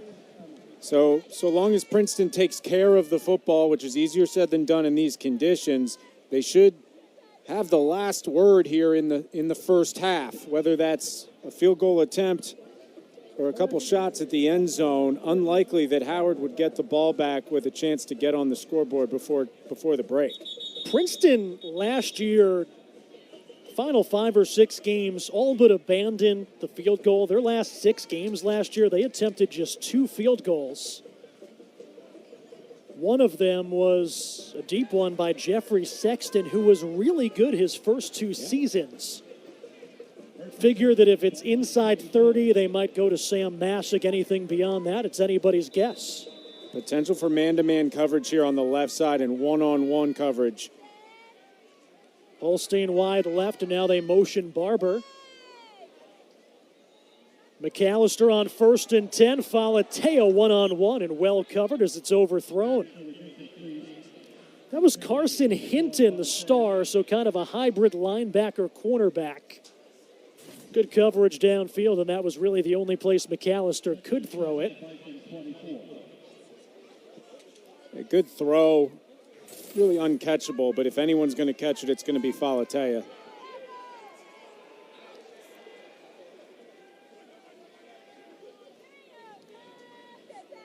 That was the scouting report on Howard. A lot of one-on-one coverage, and outside of that one Princeton touchdown where Colella got behind the defense, it's worked. Over the middle off the hands of Holstein. With a safety bearing down on him, that was Kenny Gallup. Yeah, that's a scary proposition, with Gallup bearing down on you. Good job by Gallup to know when to kind of tap the brakes. Yep, and again, a fastball that's just too much for the receiver. 3rd down and 10, and you would figure 4-down territory from here. One-on-one with Colella. McAllister goes that way. Colella has some space, and it's well defended by Robert Jones III. Really well defended. But it was there. He was on an island. And Colella obviously frustrated, as you can see. And who had the contact on the quarterback? Who else? Kenny Gallup. Brady Clark, the punter, to hold. This will be about a 42-yard field goal. It's a low snap. It's bounced. This one on its way, and it's drilled by Jeffrey Sexton. Just when it seems maybe the Tigers have lost confidence, the senior from Louisville, Kentucky, comes out there, bad snap and all, absolutely drills it. If Brady Clark can get credit for 3 points, he should, because that skipped to Clark, and he handled it in stride, gets it down well. And Princeton converts for 3 with 16 seconds on the clock. So Howard would love to get a good return at a chance to do something here before halftime, however unlikely that may be. But 20-0, I don't think anyone was expecting that score going into halftime one way or the other. I was not expecting to see 20-0. So tough to really get a gauge on these teams. Princeton only 1 game under their belts on the road against a team that had played 3 games in kind of rough conditions up there with that field. Howard, a 2-2 team that played Rutgers tough, but missing their quarterback from that game, missing their leading receiver. Yeah, in fact, if you had said 20-0, you might have gone the Howard side coming in with the talent they have, but they are shorthanded in some key positions as well. Princeton's played really well. And as you said, sometimes the biggest improvement is between game 1 and game 2. Let's see if Howard can get a big return here. Flag comes in behind the play on the return by Anthony Reagan Jr., the freshman running back out of Woodbury High School down in South Jersey. Howard has already been penalized 8 times for 70 yards in the first half, and there's a flag down on the field.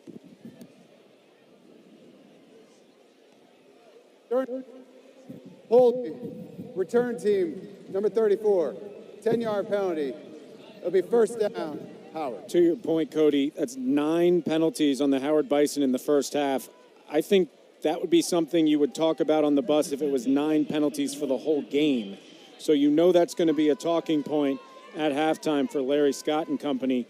They've got to make adjustments. They've got to play smarter in the second half because, again, the key to this offense is the run game. And if you're going to be behind the chains due to penalties, it's going to negate that running game to be able to flex its muscle. Princeton playing well in all three phases. 20-0. Princeton leads at the half. 2024 home opener, first ever meeting between the Tigers and the Howard Bison. As we send it down to the field, Stephen Cusimano with Bob Serace. Coach, you guys are up 20-0. How would you assess that first half? Yeah, I think we got to continue to play disciplined football. You know, we're doing a good job, great job on defense. That's a very talented O. I'm very happy with how we're playing. You know, I think we've done a good job with our decisions on offense. How did you like McAllister's decisions on offense? He's been terrific. He's done a great job. What's the message when you get back in there? Continue to play disciplined football, make good decisions, play hard. Good stuff. Thanks, Coach. Appreciate it. Thank you. First half couldn't have gone much better for the Orange and Black in their home opener against a first-time opponent in Howard on a rainy, windy day. It started with a touchdown to Luke Colella for the second straight week. Mason Armstead with some defensive heroics. McAllister doing a great job at his first career start, and it's 20-0 Tigers at the half.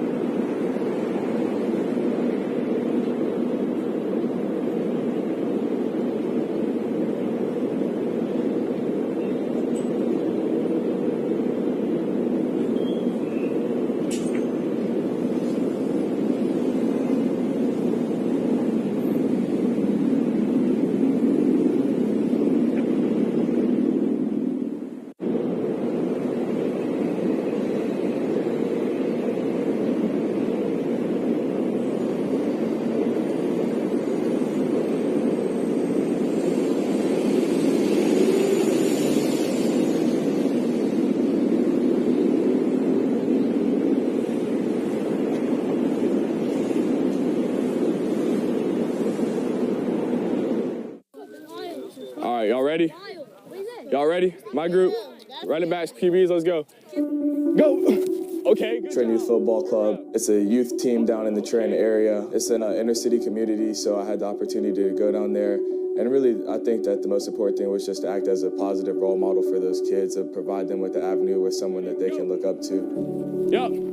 There you go. Turn the other way. Turn the other way next time. There you go. It's so easy to like mold your brain, like being around football. Like you look up to a lot of different things at that age. Being able to like teach them basic skills and stuff that they probably may not have seen. And I think us kind of being around them mentally share about like what football is and like how to like approach it, to like be what they want to be. It's had a big impact on me. Playing defense, come over here. Come over here with me. Oh, who I got on me? Having those younger guys out here, just the energy that they brought onto the field, and our players kind of like perked up when they saw that same energy. It's one thing we talk about what we did when we were younger, but to see, you know, the Princeton athletes come out here and actually show them like, no, this is currently what we're doing, right? That's what we're talking about right there. You get to see it. Just knowing that I'm able to go in and help teach them the things that they need is super, super impactful and something that I've really enjoyed. It's an honor to be able to, you know, be a role model for kids that look like me and to go in and help them learn about the game, learn about life. It was super impactful and something that I was very excited about. We'll go to the right foot again, but try and practice with the left. I'm the same way. Right, so keep that right foot in front, left foot back. When I step, I'm just stepping and getting back to my base. What's your name again? Keyshawn, I like that, Keyshawn. That's good effort, though. We use football as a tool and as a means of helping our young people develop. A lot of our activities are centered around leadership development. You know, how do we take the skills that we learn on the football field and now translate them to what we do in our everyday life, you know, as young men, as young women, as students, as sons, as daughters. And just to see the young men from Princeton actively engaged with these young men and women from the city of Trenton was really a positive to see. I think that they got as much out of the experience than our kids did. To see people who look like them at an institution such as Princeton and playing football, I think that kind of opened their minds up to what's possible. Just knowing that like a place of such prestige like also has such a large focus on helping the community and helping its surrounding areas just says a lot about Princeton as a whole. Something that like I'm very proud to be a part of. It's just something that will continue to grow, it will continue to get bigger, and it will continue to get better.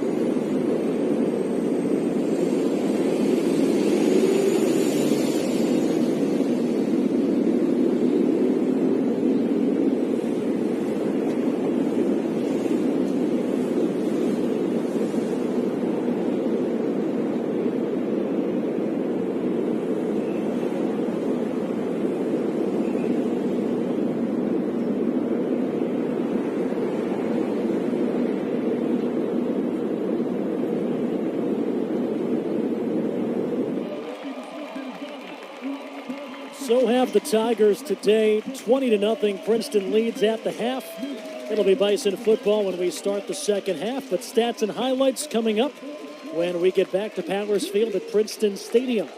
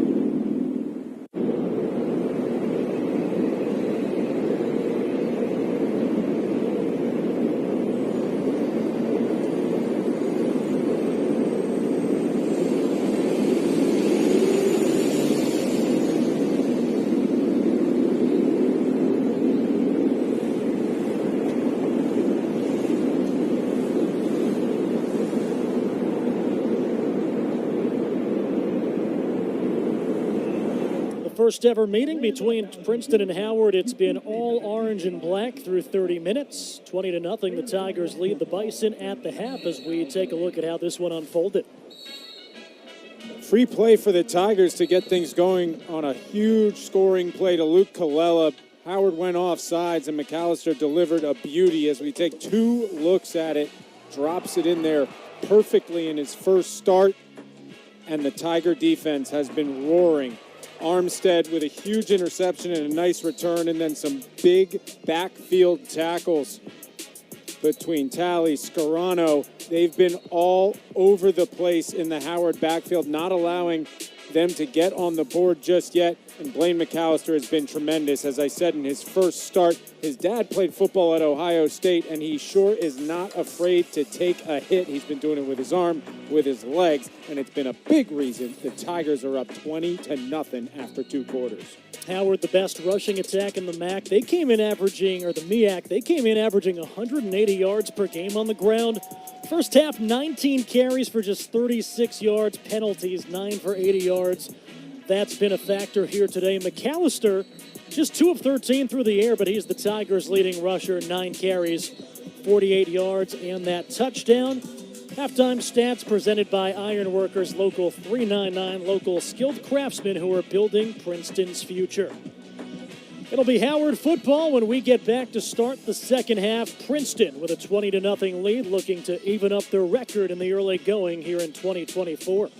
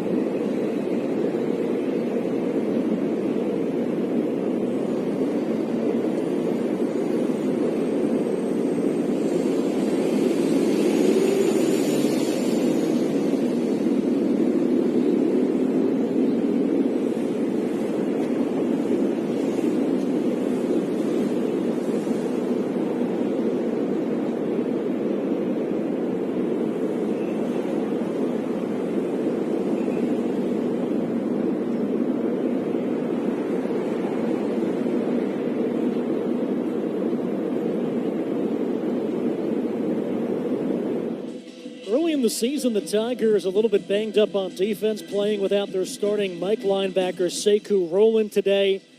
There you see Marco Scarano, who last year did a little bit of everything, playing alongside Ozzie Nicholas and Liam Johnson. Left with an injury, so he's now taken up the tablet in the second half, so you'd have to assume that Scarano, their starting Sam linebacker's day is done. And then Dave, a good sign on the sideline. Nick Sanker went down, stayed down for a while, didn't look great on video, but he's out there, he's still in pads, and he's hopping around. That's tremendous news for the Princeton Tigers and obviously for Sanker himself because, as you said, that replay did not look favorable. Howard down 20-0, and they will get the ball to start the second half. Talk about a turnaround week 1 to week 2 for Bob Serace and the Princeton Tigers. And there you see Blaine McAllister, number 7. Doing a good job managing the offense. Not a lot to show for it through the air outside of that 37-yard touchdown strike to Colella, but he's been the Tigers' leading rusher today. Has a touchdown passing and a touchdown on the ground. And Princeton's training camp got, Ivy League training camp started late. Ivy League season starts late. So that first game sometimes is just getting a look and feel, getting that chemistry going. But what a vast difference in this Princeton Tiger team from last week in Bethlehem against Lehigh to this first half against Howard. And Howard, again, unable to get something too substantial, but what do you know, another flag thrown at midfield. The Garden State product, Anthony Reagan Jr. with the return. He gets first met by Evan Haney, the sophomore defensive back. Busy day for that man, Jeremy DeAngelou, the referee.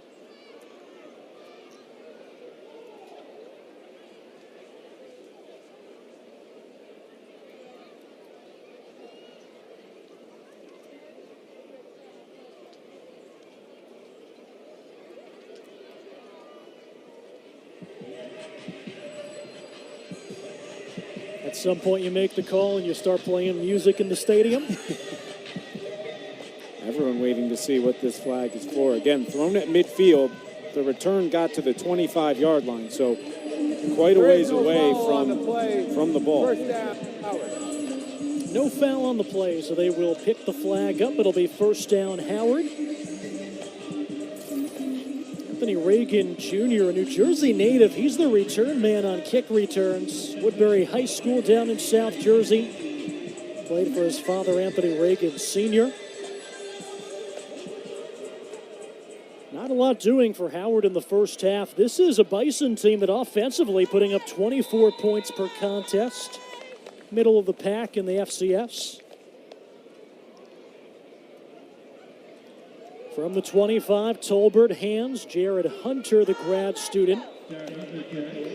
Hunter came in as their leading rusher. He's the MEAC preseason player of the year on offense. Not a lot to show for it in the first half. 7 carries, 24 yards. On second down, this one nearly fumbled. That was Isaiah Williams, the receiver. Picks up a couple, and now it'll be third down.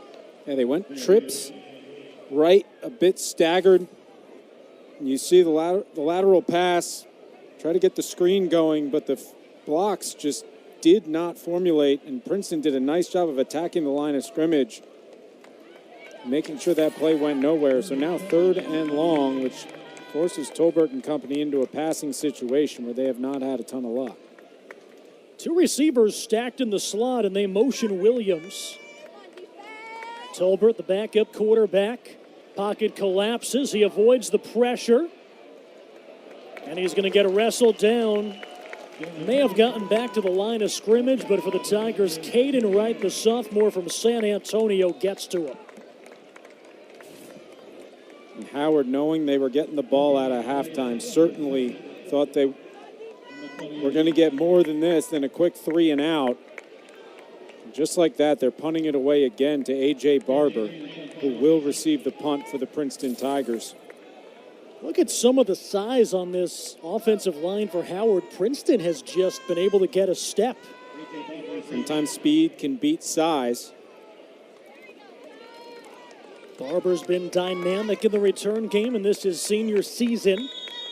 And some motion before the snap for Howard. If it's on the Bison, that'll be the 10th penalty, and actually it's delay of game. Delay again. Fourth down. So that'll cost him 5 yards, and that is penalty number 10 as we look at Larry Scott, the head coach. And the wind has shifted a little bit, it looks like, so it might be coming a little more into the face of the punter here. While it switched directions, I think it's calmed down just a touch as well. Barber camped out right around midfield at his own 40. Jaden Green gets the punt away. Barber had to check himself, but a 10-yard return up across midfield. He'll bring it down to the Howard 48 before he's brought down by Wyatt Bernard, the snapper. So we'll keep it here, 20-0 Princeton, and they'll go on offense for the first time here in the second half with Blaine McAllister. Good field position to get the second half started for the Princeton offense. And again, outside of that big play to Colella, the passing game hasn't been a ton to write home about, but McAllister has shined. You see 2 of 13, but his pocket presence and awareness and ability to take off with his feet have been the difference. Barber in motion. They thought about wheeling it to him. Now McAllister flushed right. Looking sideline. Coming back on the hook is Colella, but it's incomplete. Looks like he would have been in bounds, but I think that ball hit the turf. So take a look. Colella releases, comes back to the ball when he realizes quarterback is scrambling a bit. And that's one Colella gets 9 out of 10 times. It's got to be challenging if you're Howard. You looked at the game film last week, and it was a lefty in Blaine Hippa, and now you get the righty McAllister. With 0 tape to speak of. And ball down on the turf. McAllister hops on it, so it'll be a loss of yards, but not of possession for Princeton. So third down and long coming up. Yeah, 3rd and 14 for the Princeton Tigers.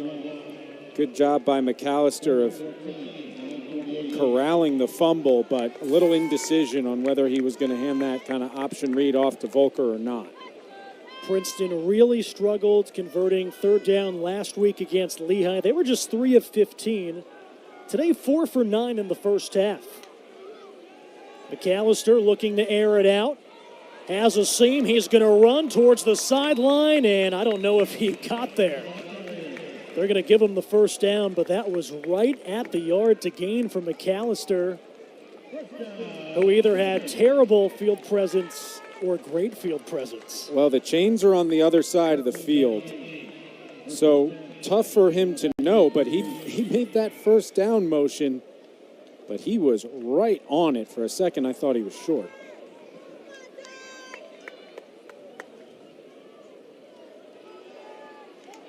At the Howard 38 on first down, it's Volker trying to shake the tackle. He does, upended across the 25. 14 yards and a first down for the senior captain, John Volker. Keeps his feet moving. Does some acrobatics at the end. Longest run of the day, longest of the season for Volker, who caught a ball in the flat last week and hurdled the Lehigh linebacker. 1st and 10 Tigers trying to tack on. Fake the pitch to Rossi. McAllister flushed again. Settles, looking, and throws it away. Smart play, nothing there. Great coverage downfield from the Howard Bison. And again, it's McAllister's feet that I think have been the star of the show today in extending plays and keeping drives alive, not only in just extending plays, but the awareness to get a couple of first downs running the ball. And McAllister, you know he's talented. We talked about some of the offers coming out of the Lovett School down in Georgia as they give to Murphy. App State, Colorado State, Memphis, NC State, so some really high-level FBS programs. You know the talents there, you know the arm strength there. I think he's moving even better than I thought he can. But you never know until you actually put a player in a game situation. Yeah, they've got themselves a player in number 7. Really impressive today.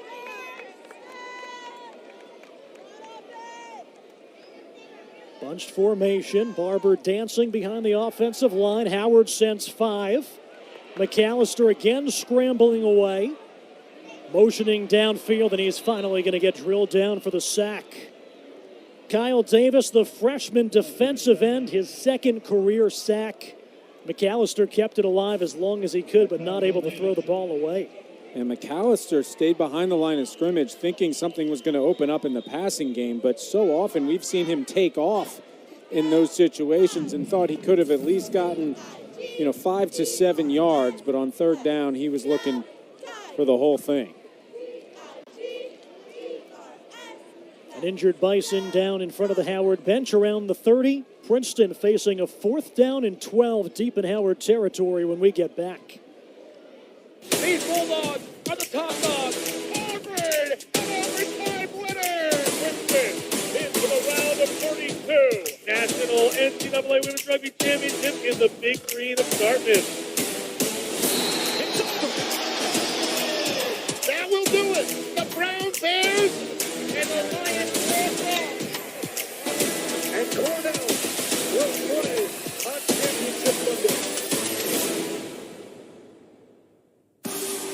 seats at a great price? Get them safer, simpler, and smarter with Ticket Smarter. A proud partner to the biggest names in live sports and events, including ESPN events and iHeartRadio. TicketSmarter has seats for over 125,000 live events and 48 million tickets for sale. All backed with the TicketSmarter 100% ticket guarantee. Thinking about your next great live event? Think smarter. Think TicketSmarter. Get your tickets your way, guaranteed, at TicketSmarter.com.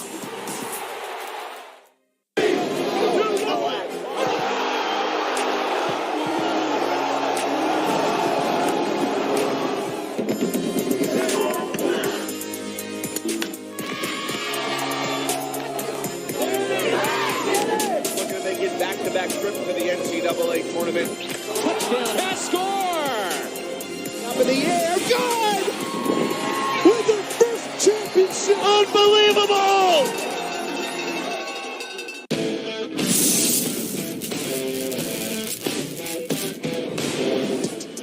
Nice catch is made, and trying to come out with a full head of steam is Loughran.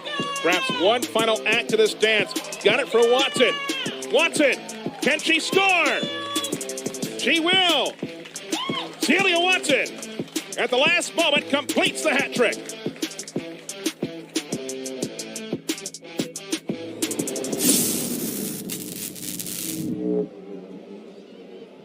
Kyle Davis, who had the third down sack that puts Princeton in 4th down and 12 at the Bison 27, the injured player.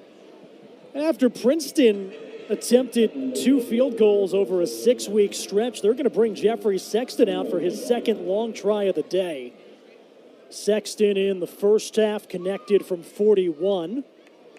And Jeffrey Sexton in his career now 8 of 11 from 40 plus.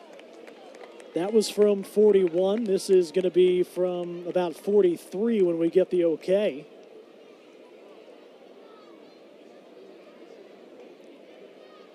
This is about as calm as it's been. It's still windy. It's blowing from right to left as Jeffrey Sexton sees it. Looks calm on the field, although the flags at the top of the stadium are blowing a little bit. 44-yarder. Sexton puts the right foot into it and splits the uprights. Jeffrey Sexton has been impressive. He's a senior. Hit from 41 in the first half. He hits from 44 here in the second half, 1 yard or 2 yards shy of his career long, and that one had plenty of leg. Yeah, good snap, good hold. Snuck it in on the left side. Send it down to Steven on the field. Yeah, guys, I spoke with the Howard head coach, Larry Scott, during the half, and he was understandably frustrated, especially because he said that a lot of the wounds were self-inflicted. He said that the snap over the head was one play he cited. There was a lot of key drops, and he also pointed out the fact that what Princeton was doing wasn't all that different than what they were expecting, but they just got to wipe it away and play 30 strong minutes in the second half. What has Howard been able to rely on despite the change at quarterback and some shifts at receiver? It's been the running game. Princeton stops the run over the past 4 or 5 years as well as any team in the country at the FCS level. And when you're taking 9 penalties for 80 yards in the first half, that's not going to get it done. No, it's not. And that was a huge difference in that first half. Penalties took away so much momentum from the Bison. Reagan and Williams back deep. This is Reagan, the freshman running back, backpedaling. Running laterally, trying to find a seam, and the Tigers spin him down at around the 17. So great special teams coverage again by Princeton. Jalen Jones, the reserve junior linebacker, the first man to meet Reagan. And Howard, this is an important drive because now you have more of a running clock, so you don't get as many possessions, you don't get as many plays. Down 23-0, right? You're down 3 scores. You've got to make something happen on this drive. Got to see some big chunks at some point, whether that's through the air or on the ground. But, you know, Stephen was talking about, when we talked to Larry Scott this week, he said one of the keys to the game was discipline and penalty-free football. Aiden James nearly broke it. He'll settle for 12 and a first down before he's dragged down by Taj Owens, the safety. Aiden James in the first half, 9 carries, 36 yards. He's Howard's leading rusher. Howard's team that came in averaging 180 yards per game on the ground. There's an injured Tiger Ryan Ives, the senior defensive tackle who didn't make the trip to Lehigh last week due to an injury. And as they attend to the Sarasota native, will step away.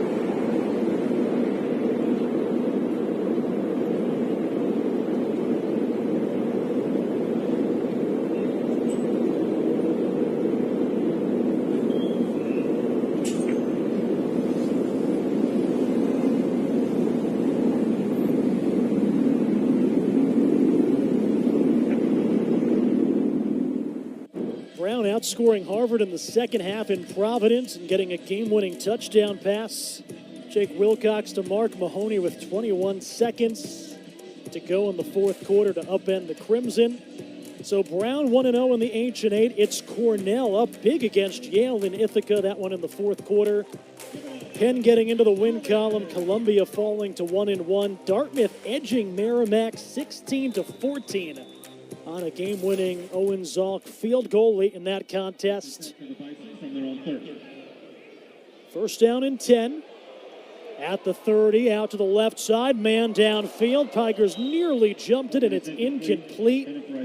Nasir Hill in coverage. Peyton Talley, the nickelback, has been a menace today. He pressured the quarterback. Second and 10 from the 30. Familiar target, Isaiah Williams, and the Tigers have kept him in check today. Yeah, really good pressure from Peyton Talley off the edge. Nice little stutter step to elude the tight end. Cody, that out-of-town scoreboard means the Ivy's wide open as far as I'm concerned. Isn't it usually? Aiden James on the second down carry. Picks up 5 up to the 35, and it'll be third down for Howard. It is, Cody. It usually is wide open, but for Harvard and Yale to both potentially be behind the 8 ball in Ivy League play one game in is unexpected. 14, right, for whatever the preseason poll is worth, there's 14 votes. School representative, media member. Yale, 6 first-place votes. Harvard, 7 first-place votes. Harvard 0-1 in the league. Yale looks like they're going to fall to 0-1. 3 brand-new head coaches. Andy Orrick at Harvard, his team won 35-0 last week. The former Princeton offensive coordinator. John Poppy, the former Harvard assistant, former Union College head coach, now the head coach at Columbia. Dan Swanstrom, former Penn offensive coordinator, getting the head job in Ithaca. Right, it's kind of strange that Bob Serace, now the longest tenured head coach in the Ivy League. Yeah, hard to believe. Good throw and catch here, and who else? Isaiah Williams past the line to gain. Nice throw and catch, Tolbert to Williams. 5th catch of the day for Williams. He has 5 of the 10 receptions. 5'11" senior, Rockville, Maryland, had a great career at Central Connecticut before transferring in for his senior season. Midway point of the third quarter, ball on the 43. Tolbert looking to take a shot downfield, one-on-one, incomplete, looking for his tight end, Nate Clark, downfield. And let's not forget, they are without Richie Ilaraza, who came in as really a star wide receiver for them, or certainly one to key in on, and he is not suited up today for the Howard Bison, and you can feel his presence missed in the passing game, but Williams has done a nice job picking up the slack with 5 receptions today. Looked like Jalen Jones, the Sam linebacker, who's in there with Marco Scarano on the sideline, downfield in coverage. Second down and 10, Eden James running left, bounces off a block, picks up a couple. After today, Princeton not home for a while. They open Ivy League play next Saturday in Columbia, and then their first ever trip to take on a Mercer team that comes into today ranked. And that'll be likely a ranked Mercer team, barring disaster today. That's also going to take on Princeton coming off a bye week.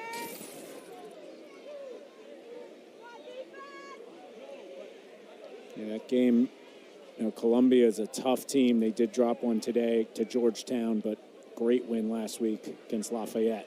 Pocket collapses. Tolbert steps up, stays behind the line, fires. Shaquan Osborne downfield, first down deep into Princeton territory.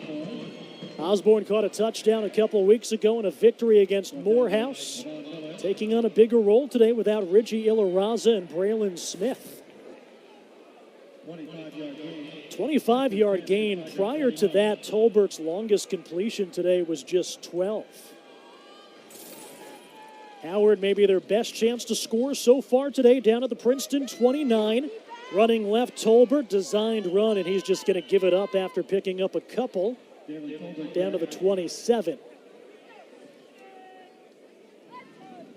Jalen Tolbert, redshirt senior, Fort Lauderdale, Florida. Quinton Williams was Howard's starting quarterback really the last 3.5 seasons. Jay-Sean Scroggins started the first 2 games. They were really high on Zachary Yeager, who's a grad student transfer from North Carolina A&T. But he's been banged up, so it's fallen on Jalen Tolbert. Good protection over the middle, wedges it incomplete. Saquon Osborne back-to-back catches, and it'll be first down and 10 at the Princeton 11 for Howard.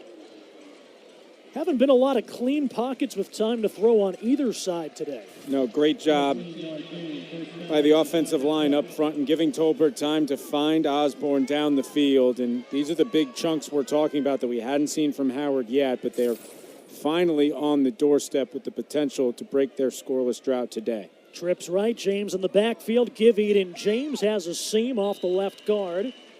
Barrels down to the 6 or 7. Not to get ahead of ourselves here, but if Howard can find the end zone, get a defensive stop, you start seeing that light at the end of the tunnel, or the light at the end of the scoreboard, if you will. You can start chipping away. Still plenty of time, plenty of possessions if they can get into a rhythm. Eden James now 14 carries for 60 yards. 5'10 junior. They have Hawthorne lined up at quarterback. Wildcat. Hawthorne lowers the shoulder, and that may be enough for a first down. Maybe just short. He had to get to the 1 to move the chains. I saw the far sideline judge motion first down. It's become like a running joke that they don't measure. First down, Howard.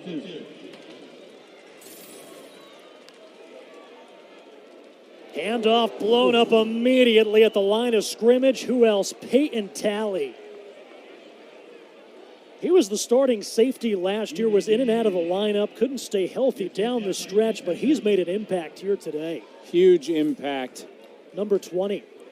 I mean, the jump he gets, the read he has on that snap is tremendous, and then he has something to say to Tolbert afterwards. Luckily, it didn't go much further than that.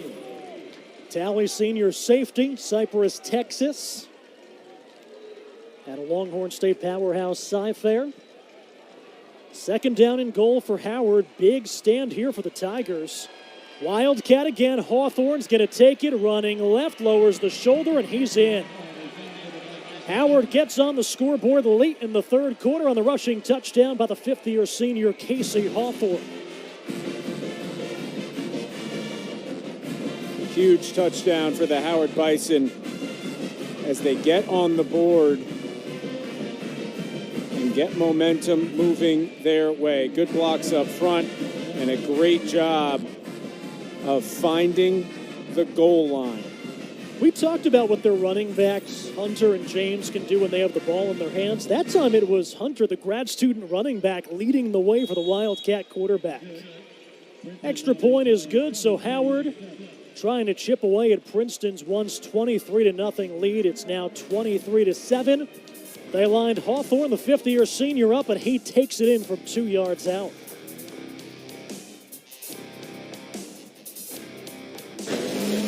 She'll be coming round the mountain when she comes. She'll be coming round the mountain when she comes. She'll be coming round the mountain and the river and the desert and whatever types of terrain she can find out there. Yee-haw. The Ford Bronco family, designed to take you here, there, and home again.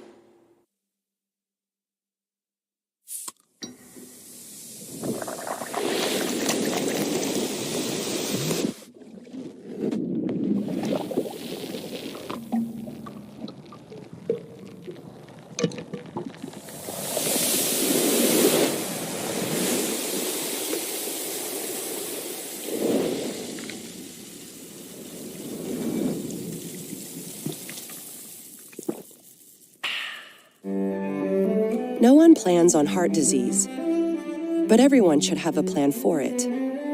We help patients of all lifestyles and medical histories plan for healthy hearts. We offer convenient screenings without judgment, hundreds of preventive programs, and women's heart specialists. And we're the largest cardiac surgery program in New Jersey. Make plans for a healthy heart with RWJ Barnabas Health. Let's be healthy together. Walk a mile in our shoes, from the classroom to the locker room. Here, our promise and our passion propel us down paths few dare to travel. We venture forward, energized with every step. We defy convention in defining ourselves, pushing to achieve, serve, and lead at the highest level. With teammates, teachers, coaches, and classmates at our side. Together, we are Tigers. Together, we are Princeton. Bob Surace, all of a sudden in his 14th season, the longest tenured Ivy League head coach, starting to grow that coaching tree. It started with James Perry, who Surace hired as his offensive coordinator. Perry may be the most decorated quarterback in Ivy League history for Brown, and hired back in 2019 as the Bears head coach. Big win for them today at home against Harvard. Andy Orrick was an offensive lineman here at Princeton. He's in his first season as Harvard's head coach. And Mike Willis, who was the Tigers' offensive coordinator the past 3 seasons, now the head coach up at Marist in his first campaign. Mike Willis, I believe, was Bob Surace's very first recruit when he got hired at Princeton. Pretty poetic. And it took there. some convincing to get him to come here. That worked out pretty well for both parties. Yeah, and some other coordinators have gone on to big programs. Sean Gleason, offensive coordinator at Oklahoma State and Rutgers.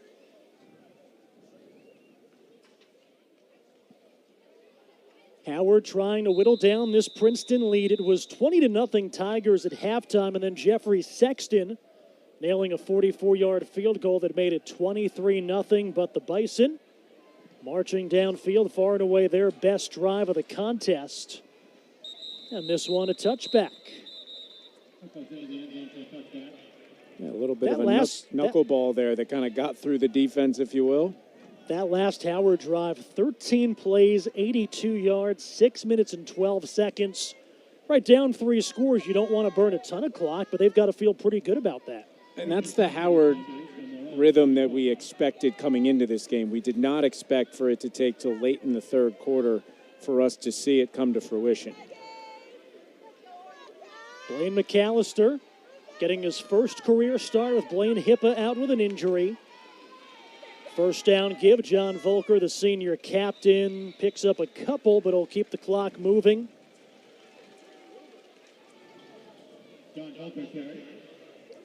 Cam Dyson, the middle linebacker, with the tackle, the junior. So it'll be 2nd and 9 for the Tigers. Volker, 7 carries, 44 yards. McAllister going to the air. First career catch. Jack Camo with some open real estate and a Princeton first down up to the 41. Camo, the sophomore, he's a New Jersey product. Saddle River, 2-time state champ up at Bergen Catholic.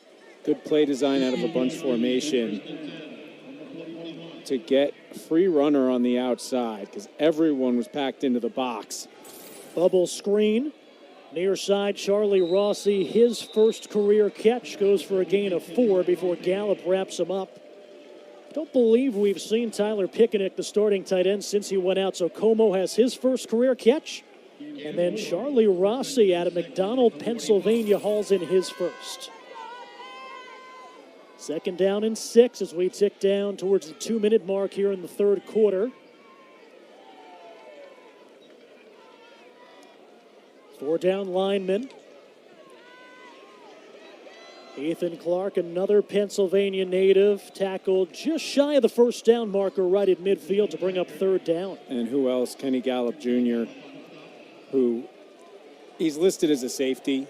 He's everywhere. He's down on the line of scrimmage. He's a missile. He's a do-it-all guy. We talked about the man-to-man, so he can play coverage as a defensive back. It's going to be very interesting to see what he turns into at the next level, but he's got the size of a safety, that's for sure, and he hits. 3rd down and 1 right at midfield. Weiner comes in, hands off Clark, and it looks like he just got it. Jay Jones, the second, the junior linebacker, met him, but he only needed a yard, and that's just enough to move the chains. Weiner, their short yardage freshman quarterback, came in. He'll exit stage left as McAllister runs back on. And Luke Colella's been relatively quiet since that big play in the first quarter. Take a look here. I mean, just enough. Ethan Clark last week got his first career carries. He played close to 100 snaps last year for the Tigers. They just kind of had him down on the depth chart, played a lot on special teams. They really like the sophomore out of Clarkston High School in Michigan. And a false start against the Tigers. Up. 8. What he said. First down. False start, right? Somebody on the Howard coaching staff, I don't believe it was Larry Scott, but he was all over that in the referee's ear to make sure that that flag was thrown. Just the 4th Princeton penalty today. Relatively clean day for the Tigers. Colella potentially with one-on-one coverage on the near side, bottom of your screen. 1st down and 15. Give to Clark. No, it's a keeper, McAllister. Ran a long way, but picks up just a yard, as that'll likely be the final play here in the second quarter. Sorry, in the third quarter. McAllister takes a hard hit there, gives the thumbs up that he's all right. Carson Hinton, the senior star. That's what they call that hybrid position in there to make the tackle that brings the third quarter to a close. Blaine McAllister and the Tigers up by 2 scores, trying to tack on as we head to the 4th here in Princeton.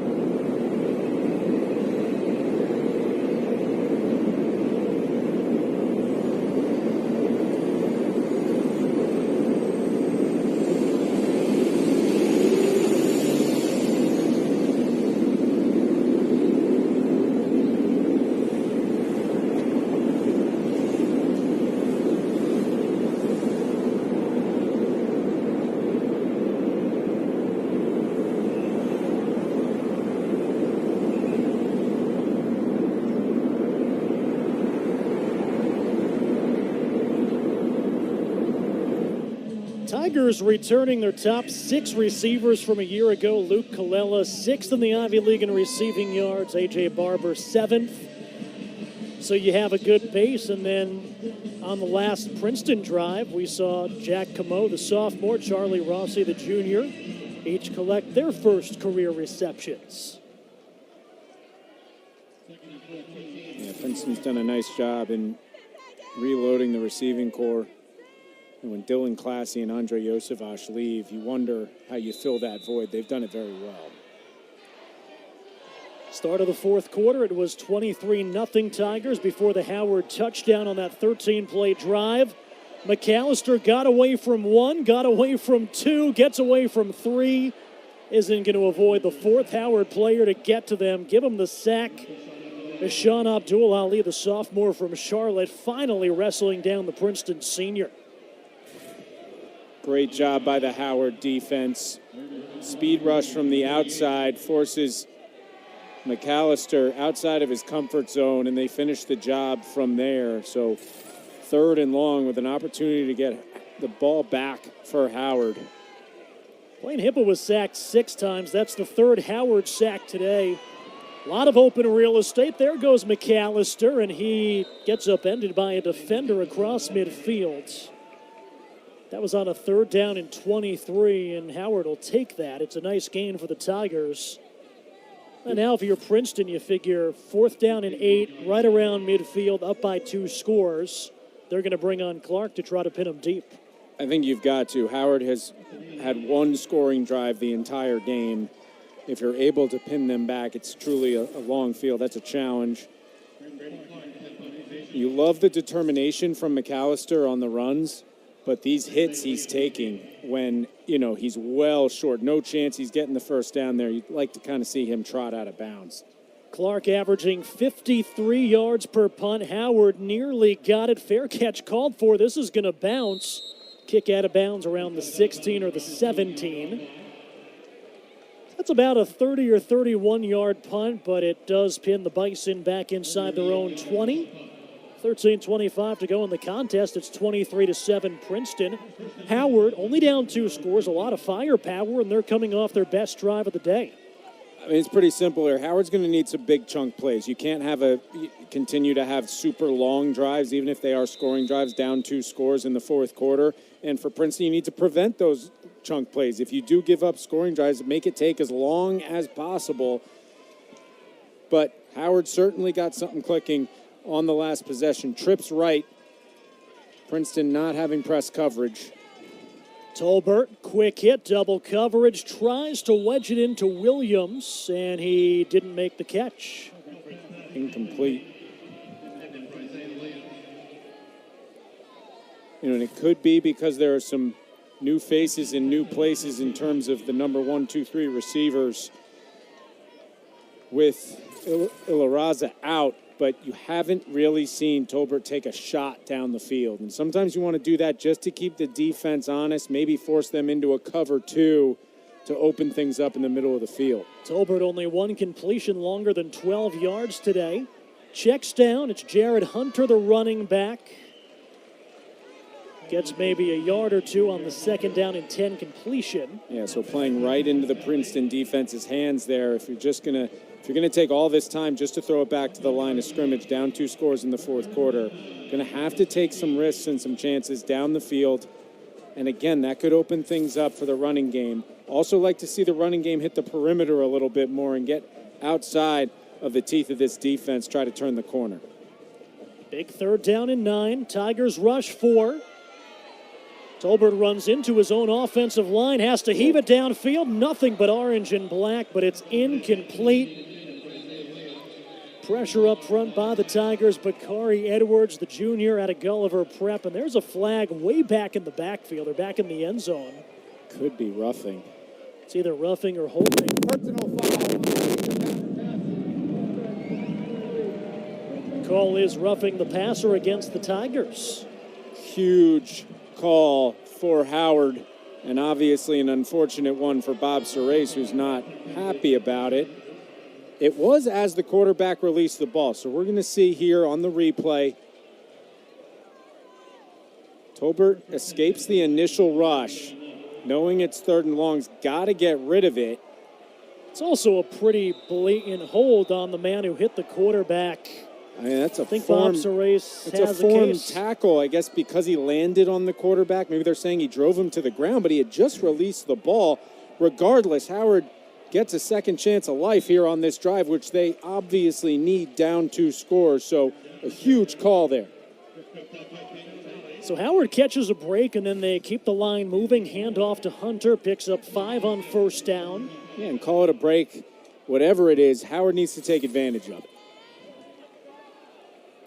Coming off their best sustained offensive drive, 83 yards on 13 plays. It ended with the Casey Hawthorne Wildcat rushing touchdown. 2nd down and 5.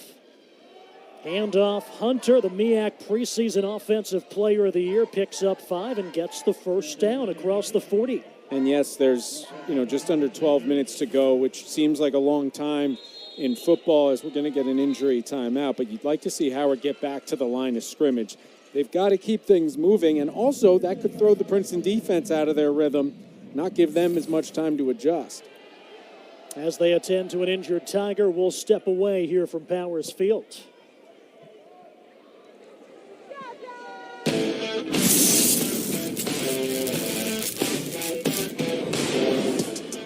Nice catch is made, and trying to come out with a full head of steam is Loughran. Perhaps one final act to this dance. Got it for Watson. Watson, can she score? She will. Celia Watson, at the last moment, completes the hat trick.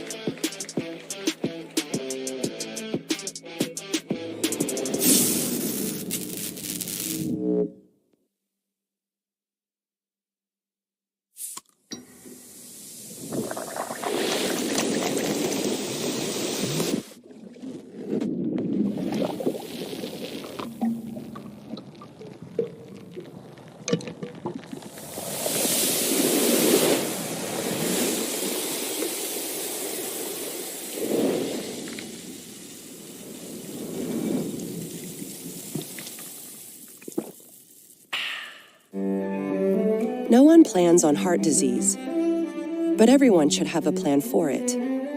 We help patients of all lifestyles and medical histories plan for healthy hearts. We offer convenient screenings without judgment, hundreds of preventive programs, and women's heart specialists. And we're the largest cardiac surgery program in New Jersey. Make plans for a healthy heart with RWJ Barnabas Health. Let's be healthy together. She'll be coming round the mountain when she comes. She'll be coming round the mountain when she comes. She'll be coming round the mountain and the river and the desert and whatever types of terrain she can find out there. Yee-haw. The Ford Bronco family, designed to take you here, there, and home again. Jackson Ford, number 35, the senior starting inside linebacker, was the injured Tiger. He eventually walked off under his own power, but he was filling in for the injured Sekou Rowland, who left in an ambulance last week.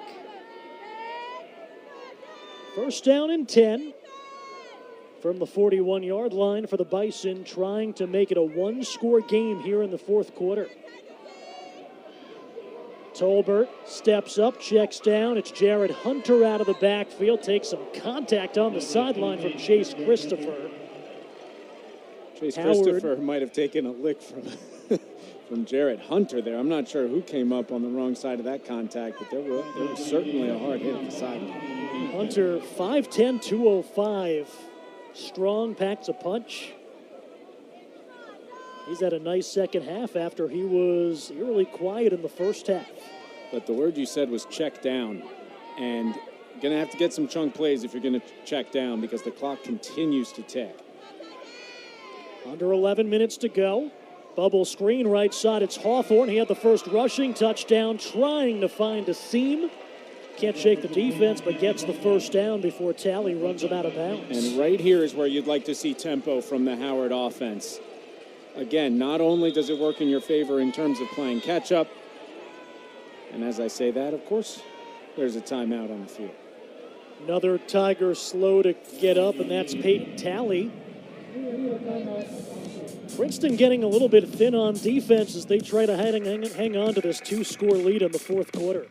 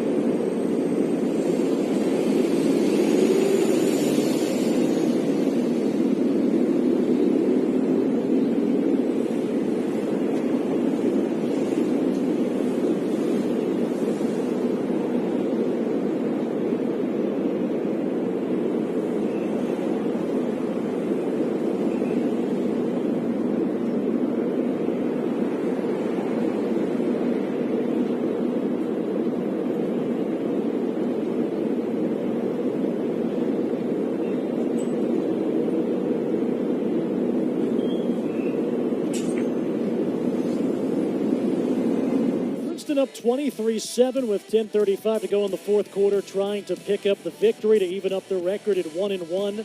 Next Saturday in Upper Manhattan, it'll be the Ivy opener, Princeton and Columbia. Normally a bit of a rock fight, and then another first-time opponent 2 weeks from today down in Macon, Georgia. A Mercer team that if they can hang on late against Wofford would be 5-0 and would potentially be a top 10 opponent. Completion, far side. Casey Hawthorne's made a huge impact in the second half. And then as Nasir Hill made the stop on the sideline, some late flags. It's going to be a personal foul, late hit out of bounds on Princeton, and Howard's going to get another 15 yards on top of it, knocking on the doorstep. Unnecessary roughness. Defense, number 7. It'll be half the distance to the goal. Automatic first down. Chase Christopher kind of with the extra contact out of bounds. I'll tell you what, it's been really fun to see how they've utilized Casey Hawthorne. It certainly has. And he's great with the ball in his hands. He can do a lot of things. We've seen him in the backfield. We've seen him out wide. And now on the 12.5-yard line are the Howard Bison, looking to find pay dirt for a second time here in the second half to make this thing pretty interesting. 1st and 10 from the 13, playbook wide open as they give it to Eden James, the junior running back. 15th carry of the day. He's now got 64 yards. Lance Reeves Hicks making the stop for the Tigers. 2nd down and call it 8 at the 11-yard line. Howard coming off their best sustained offensive drive and their first scoring drive of the day, marching downfield. 9th play of the drive coming up. 2nd down and 8 at the Tiger 11.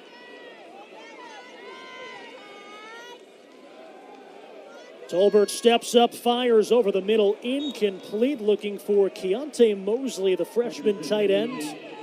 Only has one career catch, but it was a 33-yard touchdown a couple weeks ago against Morehouse. Yeah, and earned some conference honors for that first game of his career, did Mosley, but he just missed him. He was open, he had a step on the defender, and that's one you want to have in this spot because a touchdown makes things pretty interesting. Then you start thinking about the math. 4-down territory, you would figure, for the Bison here. Just 4 for 11 on 3rd down, and they're facing 3rd down and 8 deep in Princeton territory at the 11. Well, you also, if you score, you might want to go for 2. You have to. You have to. You can't continue to make this a 2-score game. Larry Scott and the Bison have to burn a timeout with 9:25 to go. First charge timeout against Howard here in the second half.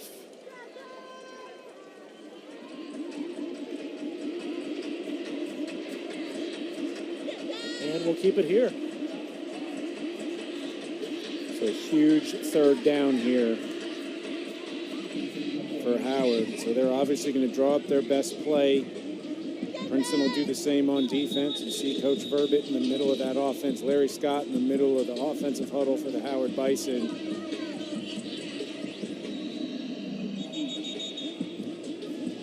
All of the other games involving Ivy teams have gone final, including Cornell with a 47-23 home victory over Yale. That's going to have people rubbing their eyes, making sure they read it right. That's a shocker. Dan Swanstrom, the new Cornell head coach, congratulations on him securing his first victory at the helm of the Big Red, and it comes against the preseason favorite. 3rd down and 8, give right side, stretch for James, should have enough for the first down. He had to get to the 3. He was run out of bounds by Nasir Hill. What a play call. You know it's 4-down territory, so you'd be happy, I guess, with 7 yards there, but how about the determination by Eden James to turn the corner, extend himself, and get past the line to gain 1st and goal from the 2-yard line. Howard's got to take care of the ball. If they do that, they've got a couple shots to get 6. Couple of tight ends in the contest. Eden James, the running back, 2 wideouts left. Tolbert, give to James right up the middle, and he didn't get there. Stopped at the 1-yard line by Nasir Hill and the Tigers. Great job by Nasir Hill, just meeting Eden James at the point of contact. Watch this. Just keeps him out. Handoff from the goal line towards the goal line. Touchdown. That's Jalen Tolbert, the redshirt senior quarterback, doing it himself. And now we'll see what Howard does. Down by 10. You've got to go for 2 here with 8:34 to go. 23-13, that's the 2nd rushing touchdown of the season for the Fort Lauderdale native.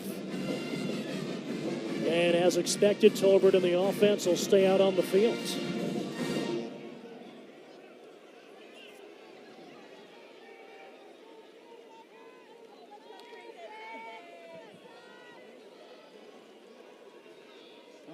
This play, the difference between a 1-score and a 2-score game with 8:34 to go. Tolbert and the offense out there, 2 wideouts right. They motion the tight end Walker.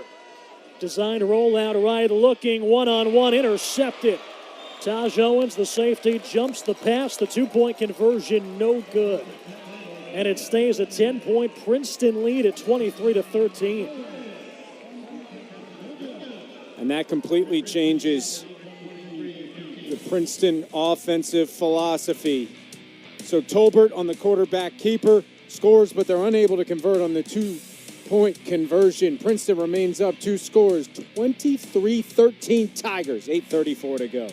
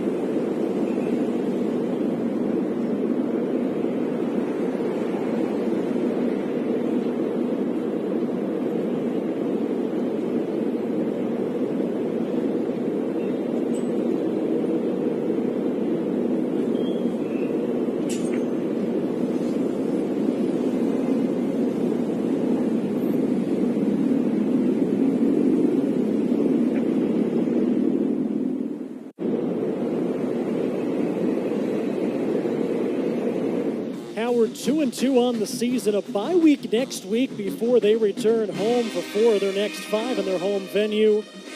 They wrap up a non-conference play October 19th against Tennessee State, and then their MEAC opener not until October 26th when they travel to Norfolk State.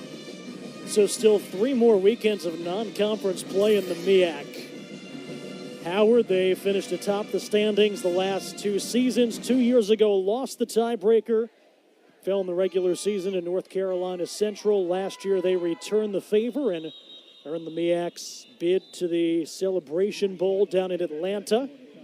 Fair catch called for. Princeton goes back on offense, up by 10 with 8:33 to go. That failed 2-point conversion. Huge. It's huge. And again, it changes the entire offensive philosophy for Princeton right now, knowing they don't necessarily need to extend the score, but rather expire the clock. So you're going to try to see them stay on the ground and achieve some first downs. But a quick 3 and out, and Howard still has life. So Howard is definitely going to try and stop the run here, bring some guys down towards the line of scrimmage. Darion Murphy off the left shoulder of Blaine McAllister. The give to the junior from Floresville, Texas. Gets upended after a 3-yard gain. Howard with 2 timeouts. Princeton has all 3, and Princeton not likely to use them if they don't have to. Caleb Gallup, the younger brother of Kenny Gallup, coming up to make the tackle. He's the backup. McAllister's going to go to the air here. Fires for Falatea, incomplete, and they get the flag. I'm also not sure why they went through the air. Pass interference. Defense, number 42. Ball be placed at the spot of the foul. Carries an automatic first down. Automatic first down. That was Augustus Ollage, the redshirt sophomore cornerback.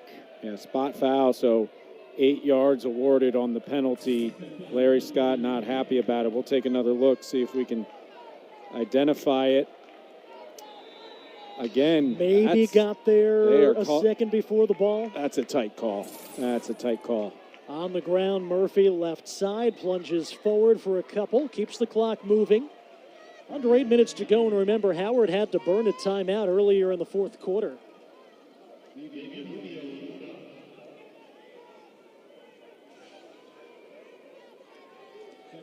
Darion Murphy, 6 carries, 14 yards. Junior out of Floresville High School.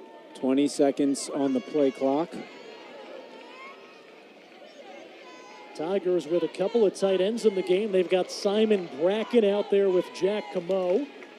Snap it at 9. There's a botched snap. McAllister going downfield, double coverage. Incomplete for Colella. You have to wonder. So you're trying to run clock. You pass it. You get the benefit of the pass interference call. And then you have a 10-point lead and you snap it with 9 on the play clock. Maybe trying for the element of surprise after changing it up.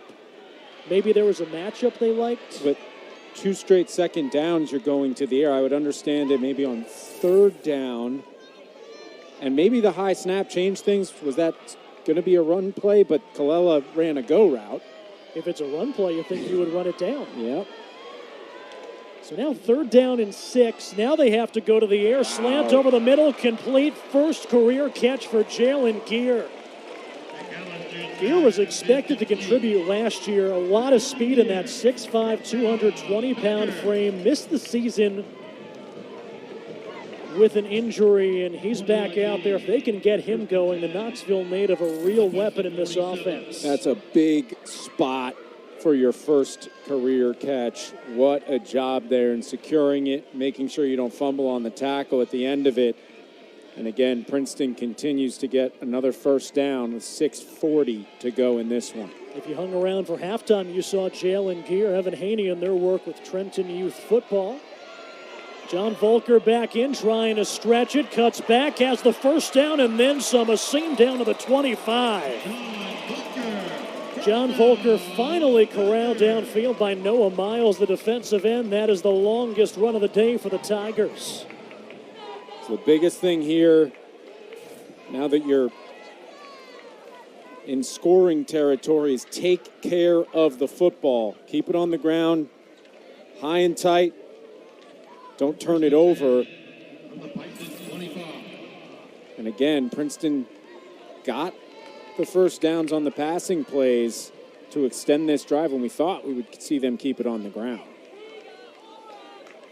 23 yards for the first down. Here's Volker running right.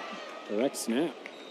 Yeah, McAllister trying to run left. Snap went to the senior running back. Picks up a couple before he's wrapped up by Caleb Gallup. So that was Reggie Reed Jr., the defensive end. Haven't seen the Tigers run direct snap to the running back a ton. From the Bison 22.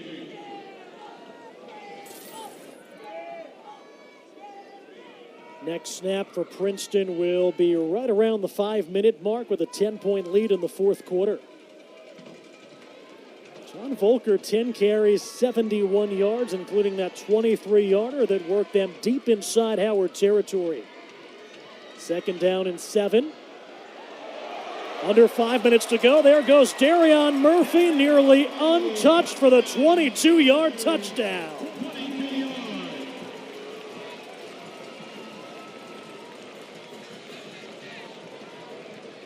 Third career rushing touchdown for the junior running back from Texas, and the Tigers have a 29-13 lead with just under 5 minutes to go in the fourth quarter. Darion Murphy saw space and took advantage of it, and as you said, nearly untouched. Somebody might have grabbed a shoelace at the line of scrimmage, but after that, it was nothing but turf ahead of him. Make it 7 points on the scoring drive. And Princeton puts an exclamation point on this one when they needed to find a way to close it out, whether it was running down the clock or finding the end zone. They go for the latter and put another 7 on the scoreboard. First career catch by Jalen Gear, and the longest run of the day, 23 yards from John Volker, setting up this 22-yard touchdown run by Darion Murphy. Princeton 30, Howard 13 with just under 5 minutes to play here in Princeton. I think everyone, including probably the team itself, learning a lot about the Princeton Tigers in Game 2 of the 2024 season after they come up short in Bethlehem against the Lehigh Mountain Hawks last week. Just looks like a different team. Blaine McAllister's been impressive. Lack of turnovers has been key, especially given the elements. 2 years ago, Princeton's second worst rushing offense in the Ivy League. Last year, 92 yards per game on the ground. That was at the bottom of the Ivy League. Last week, Princeton's running backs, 54 yards on 19 carries, less than 3 yards per carry. What have the Tigers done here today? 175 net rushing yards. We said coming in, whoever, kind of wins the ground battle wins the game, and that's proved to be true. Kickoff off the right foot of Jeffrey Sexton. This one returnable, but a fair catch called for by Reagan. Howard, 4:57 to go, 2 timeouts remaining, down by a couple of scores. 17-point game. And how big the pass interference call on that last drive. The big completion to get a first down through the air. We called the bluff saying, why are you going through the air? Well, it ends in a touchdown, so who's the fool now? Probably us. Probably us. That's why we're in this booth and not the one to our right where they're calling the plays. New offensive coordinator Mark Rosenbaum's had some pretty good mentors during his time at Princeton. Tolbert looking right, has a man open, that's complete. Cyrus Wilson, the grad student, had his first 2 catches of the year last week against Hampton. Comes up a yard short of the first down, so second down and 1. Clock continues to wind with just over 4.5 minutes to go. From the 34, Tolbert out of the shotgun. Tigers rush 3, still able to get some pressure, and they swallow him in the backfield. Again, it's Colin Taylor getting to the quarterback for the sack to bring up third down. Taylor, one of the 5 Princeton captains. Take another look. Tolbert has time. He gets flushed out of the pocket, but, you could also call that a coverage sack because there was nowhere to go with the ball. And as we look down on the field, this is not what Howard wants to see. They are thin at quarterback, and Jalen Tolbert being attended to by the training staff. They went into the season, Jay-Sean Scroggins, the redshirt sophomore, was the starting quarterback and played really well the first 2 weeks. Guy that was in the mix, the transfer from North Carolina A&T, Zachary Yeager, he's been out with an injury. Jalen Tolbert, third on the depth chart.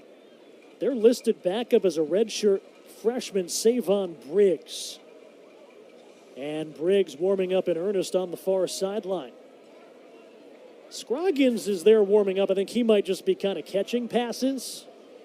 Let's see if we can see what happened. Tolbert was standing strong, had to roll out, got hit and sacked by Taylor. Maybe it was that wrist. Landed kind of awkwardly. Could easily be the wrist, fell on the shoulder. Don't want to speculate too much. Also fell on the ball, which can knock the wind out of you. So, are they sending Scroggins in, or is he just coming into the huddle? I think that's going to be Jay-Sean Scroggins, who was the starter to open the season.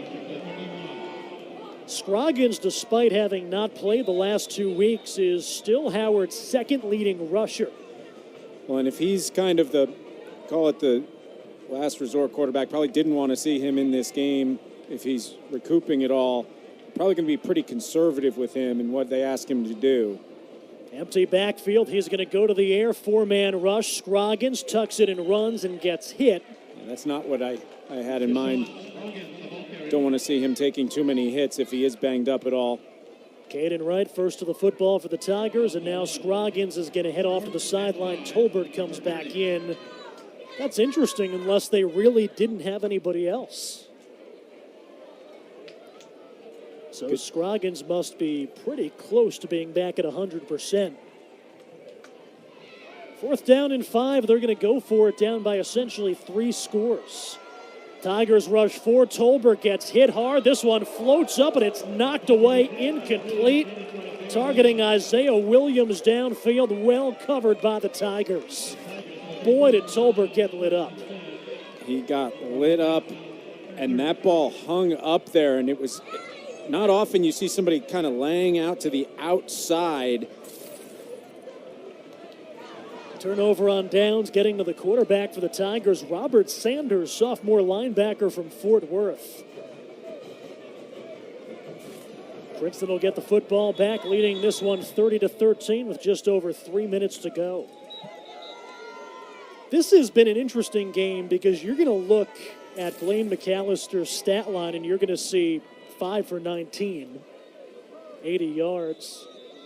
That doesn't look good, but that doesn't tell the whole story. No, it's been the poise, the awareness, and the football IQ. There have been drops on both sides of the ball, especially in that first half. I mean, 3-yard passes getting dropped all over the place. But I think his ability to not turn the ball over, take off with his legs when he has to, and get some big first downs have been the difference. John Volker breaks the tackle, gets tripped up from behind downfield. That saved a touchdown. First down for the Tigers. Great open field tackle by the safety, Xavier Rubio, the last line of defense.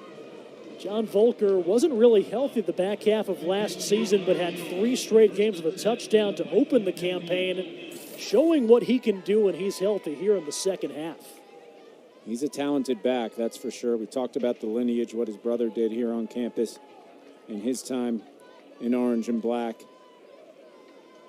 John's done a nice job following that up. First down and 10, the give. Volker just trying to keep the clock moving. That should take us down to the 2-minute. Judah McJimpsey, reserve junior linebacker, on the stop as Volker and Falatea head off to the sideline.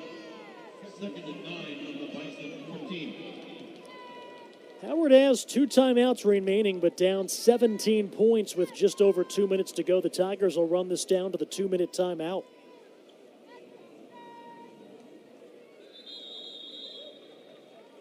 We'll take our final break. Princeton trying to ice the victory in the first ever meeting between the Tigers and the Bison. Princeton up 17 with 2 minutes to go.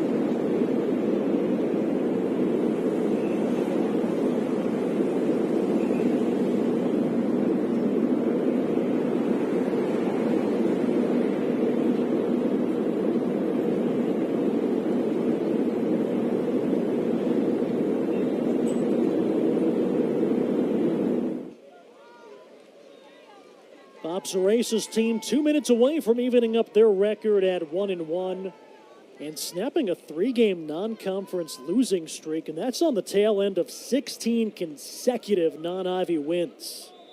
And not something we're used to seeing from the Princeton Tigers, but it'll that can serve as a wake-up call for you. And they certainly turned it around this week in practice and did a 180 to come away with a victory here today. Ethan Clark trying to keep the legs moving on 2nd down and 8 from the 13, picks up a couple. Normally, the past couple of years, you've looked at Princeton's early season schedule and said, we may not know what this team is until they get to week 5 or week 6 and into the teeth of Ivy League play. This season, much improved Lehigh team. This week, a Howard team that came in at 2-2. Next week, Ivy opener against a Columbia team that has their first ranked win in nearly 20 years against the top 15 team. On the road, you have to hop on your first flight of the year to take on what could potentially be a top 10 or top 15 Mercer team. Then you have Brown on a Friday night, nationally televised. Brown at the top of the Ivy League standings after one game. Then you have Harvard on the road. This is all of a sudden a really challenging schedule. I think the game next week at Columbia is a gigantic one because then you have that big trip to Georgia in between big Ivy games, and you'd like to start 1-0 in the league if you're Princeton. But the Columbia Lions, although they dropped one to Georgetown today, it's one of those we need to figure out what Columbia is, because a little bit, huge win against Lafayette, lose one to Georgetown. What are the Columbia Lions? What are the Princeton Tigers? Next week's going to be a huge definition game for this season. Tigers come out of the huddle with 9 on the play clock. Clark in the backfield gets the 3rd down carry from McAllister. Had to get to the 5, and he did, and that should do it. On 3rd down and 6, he picks up 6, and that'll move the chains. 1st and goal for the Tigers as we dip under a minute to go. I think that kind of is a microcosm of the game, right? Tough running from the Princeton Tigers, getting just enough all day to get the job done. Big first downs in big spots. It seems like for the last decade, Princeton had the star.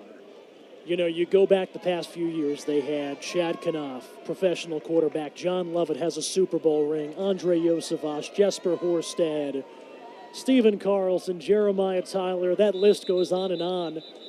I'm not sure this Princeton team has the star, but we've seen a drastic improvement week 1 to week 2, and when Princeton puts it all together, I think this team's probably going to be dangerous this year. I think so, too. And you look at the Ivy League scores, and again, it's so early. These teams, training camp starts late, their season starts late. They're just gelling, but the Ivy League is wide open, especially with the 2 favorites already dropping a game in the league. So it is wide open. A win against Columbia next week, and you feel like, you've got a 2-game swing on some teams. Victory formation for the Tigers. Howard has 2 timeouts left, and they will not take them. Princeton's going to come away with a victory here at home, 30-13 to even up their record. After a disappointing loss on the road last week, the Tigers have to feel really good about today. And Blaine McAllister, first career start. The stats don't tell the story. John Volker finishes 12 carries, 88 yards. Darion Murphy with a rushing touchdown. Luke Colella with his 2nd consecutive week. A receiving touchdown. That got the scoring started, and a lot to like from this Princeton victory if you're a Tigers fan. A lot to like. They win the first half big, and that was the difference.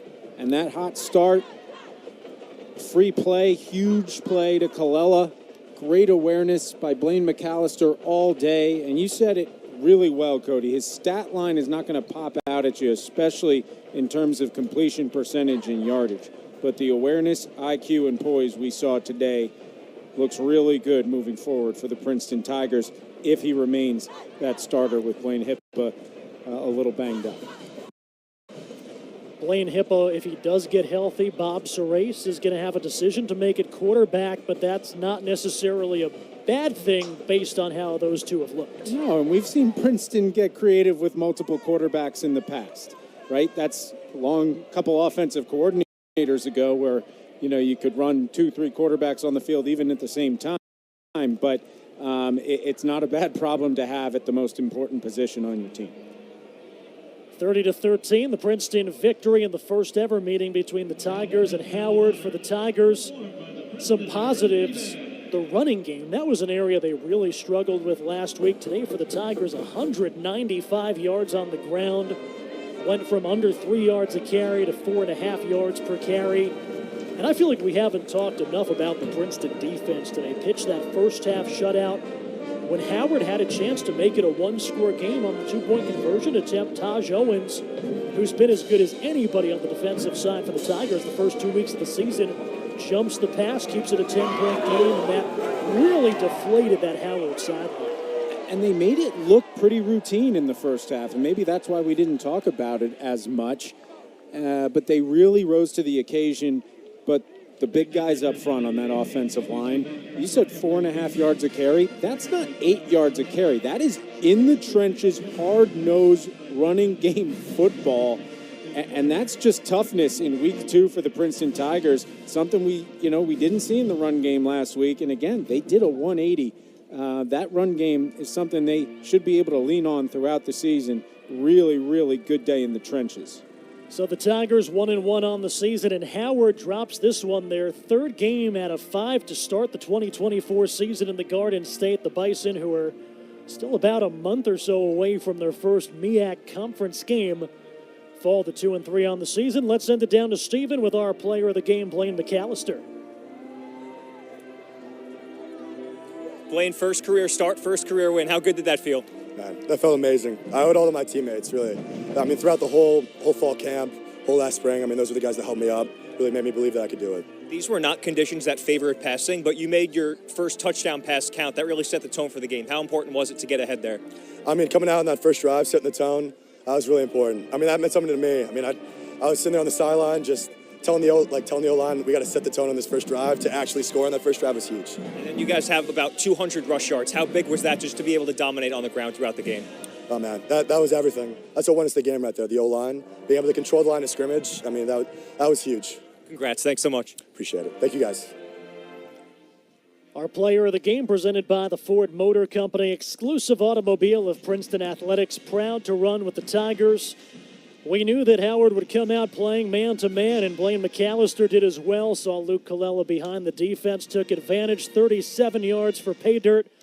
Dave, final thoughts on this 30-13 Princeton win? A hard-fought win, obviously a big week of practice after learning what they had to improve on in the season opener against Lehigh last week. But next week, you've got to have that circled now. That is a huge, huge game to set the tone before another out-of-conference game against Mercer before you really hit the home stretch of Ivy League play. But as we talked about, the Ivy League is wide open with some surprising scores in the league today.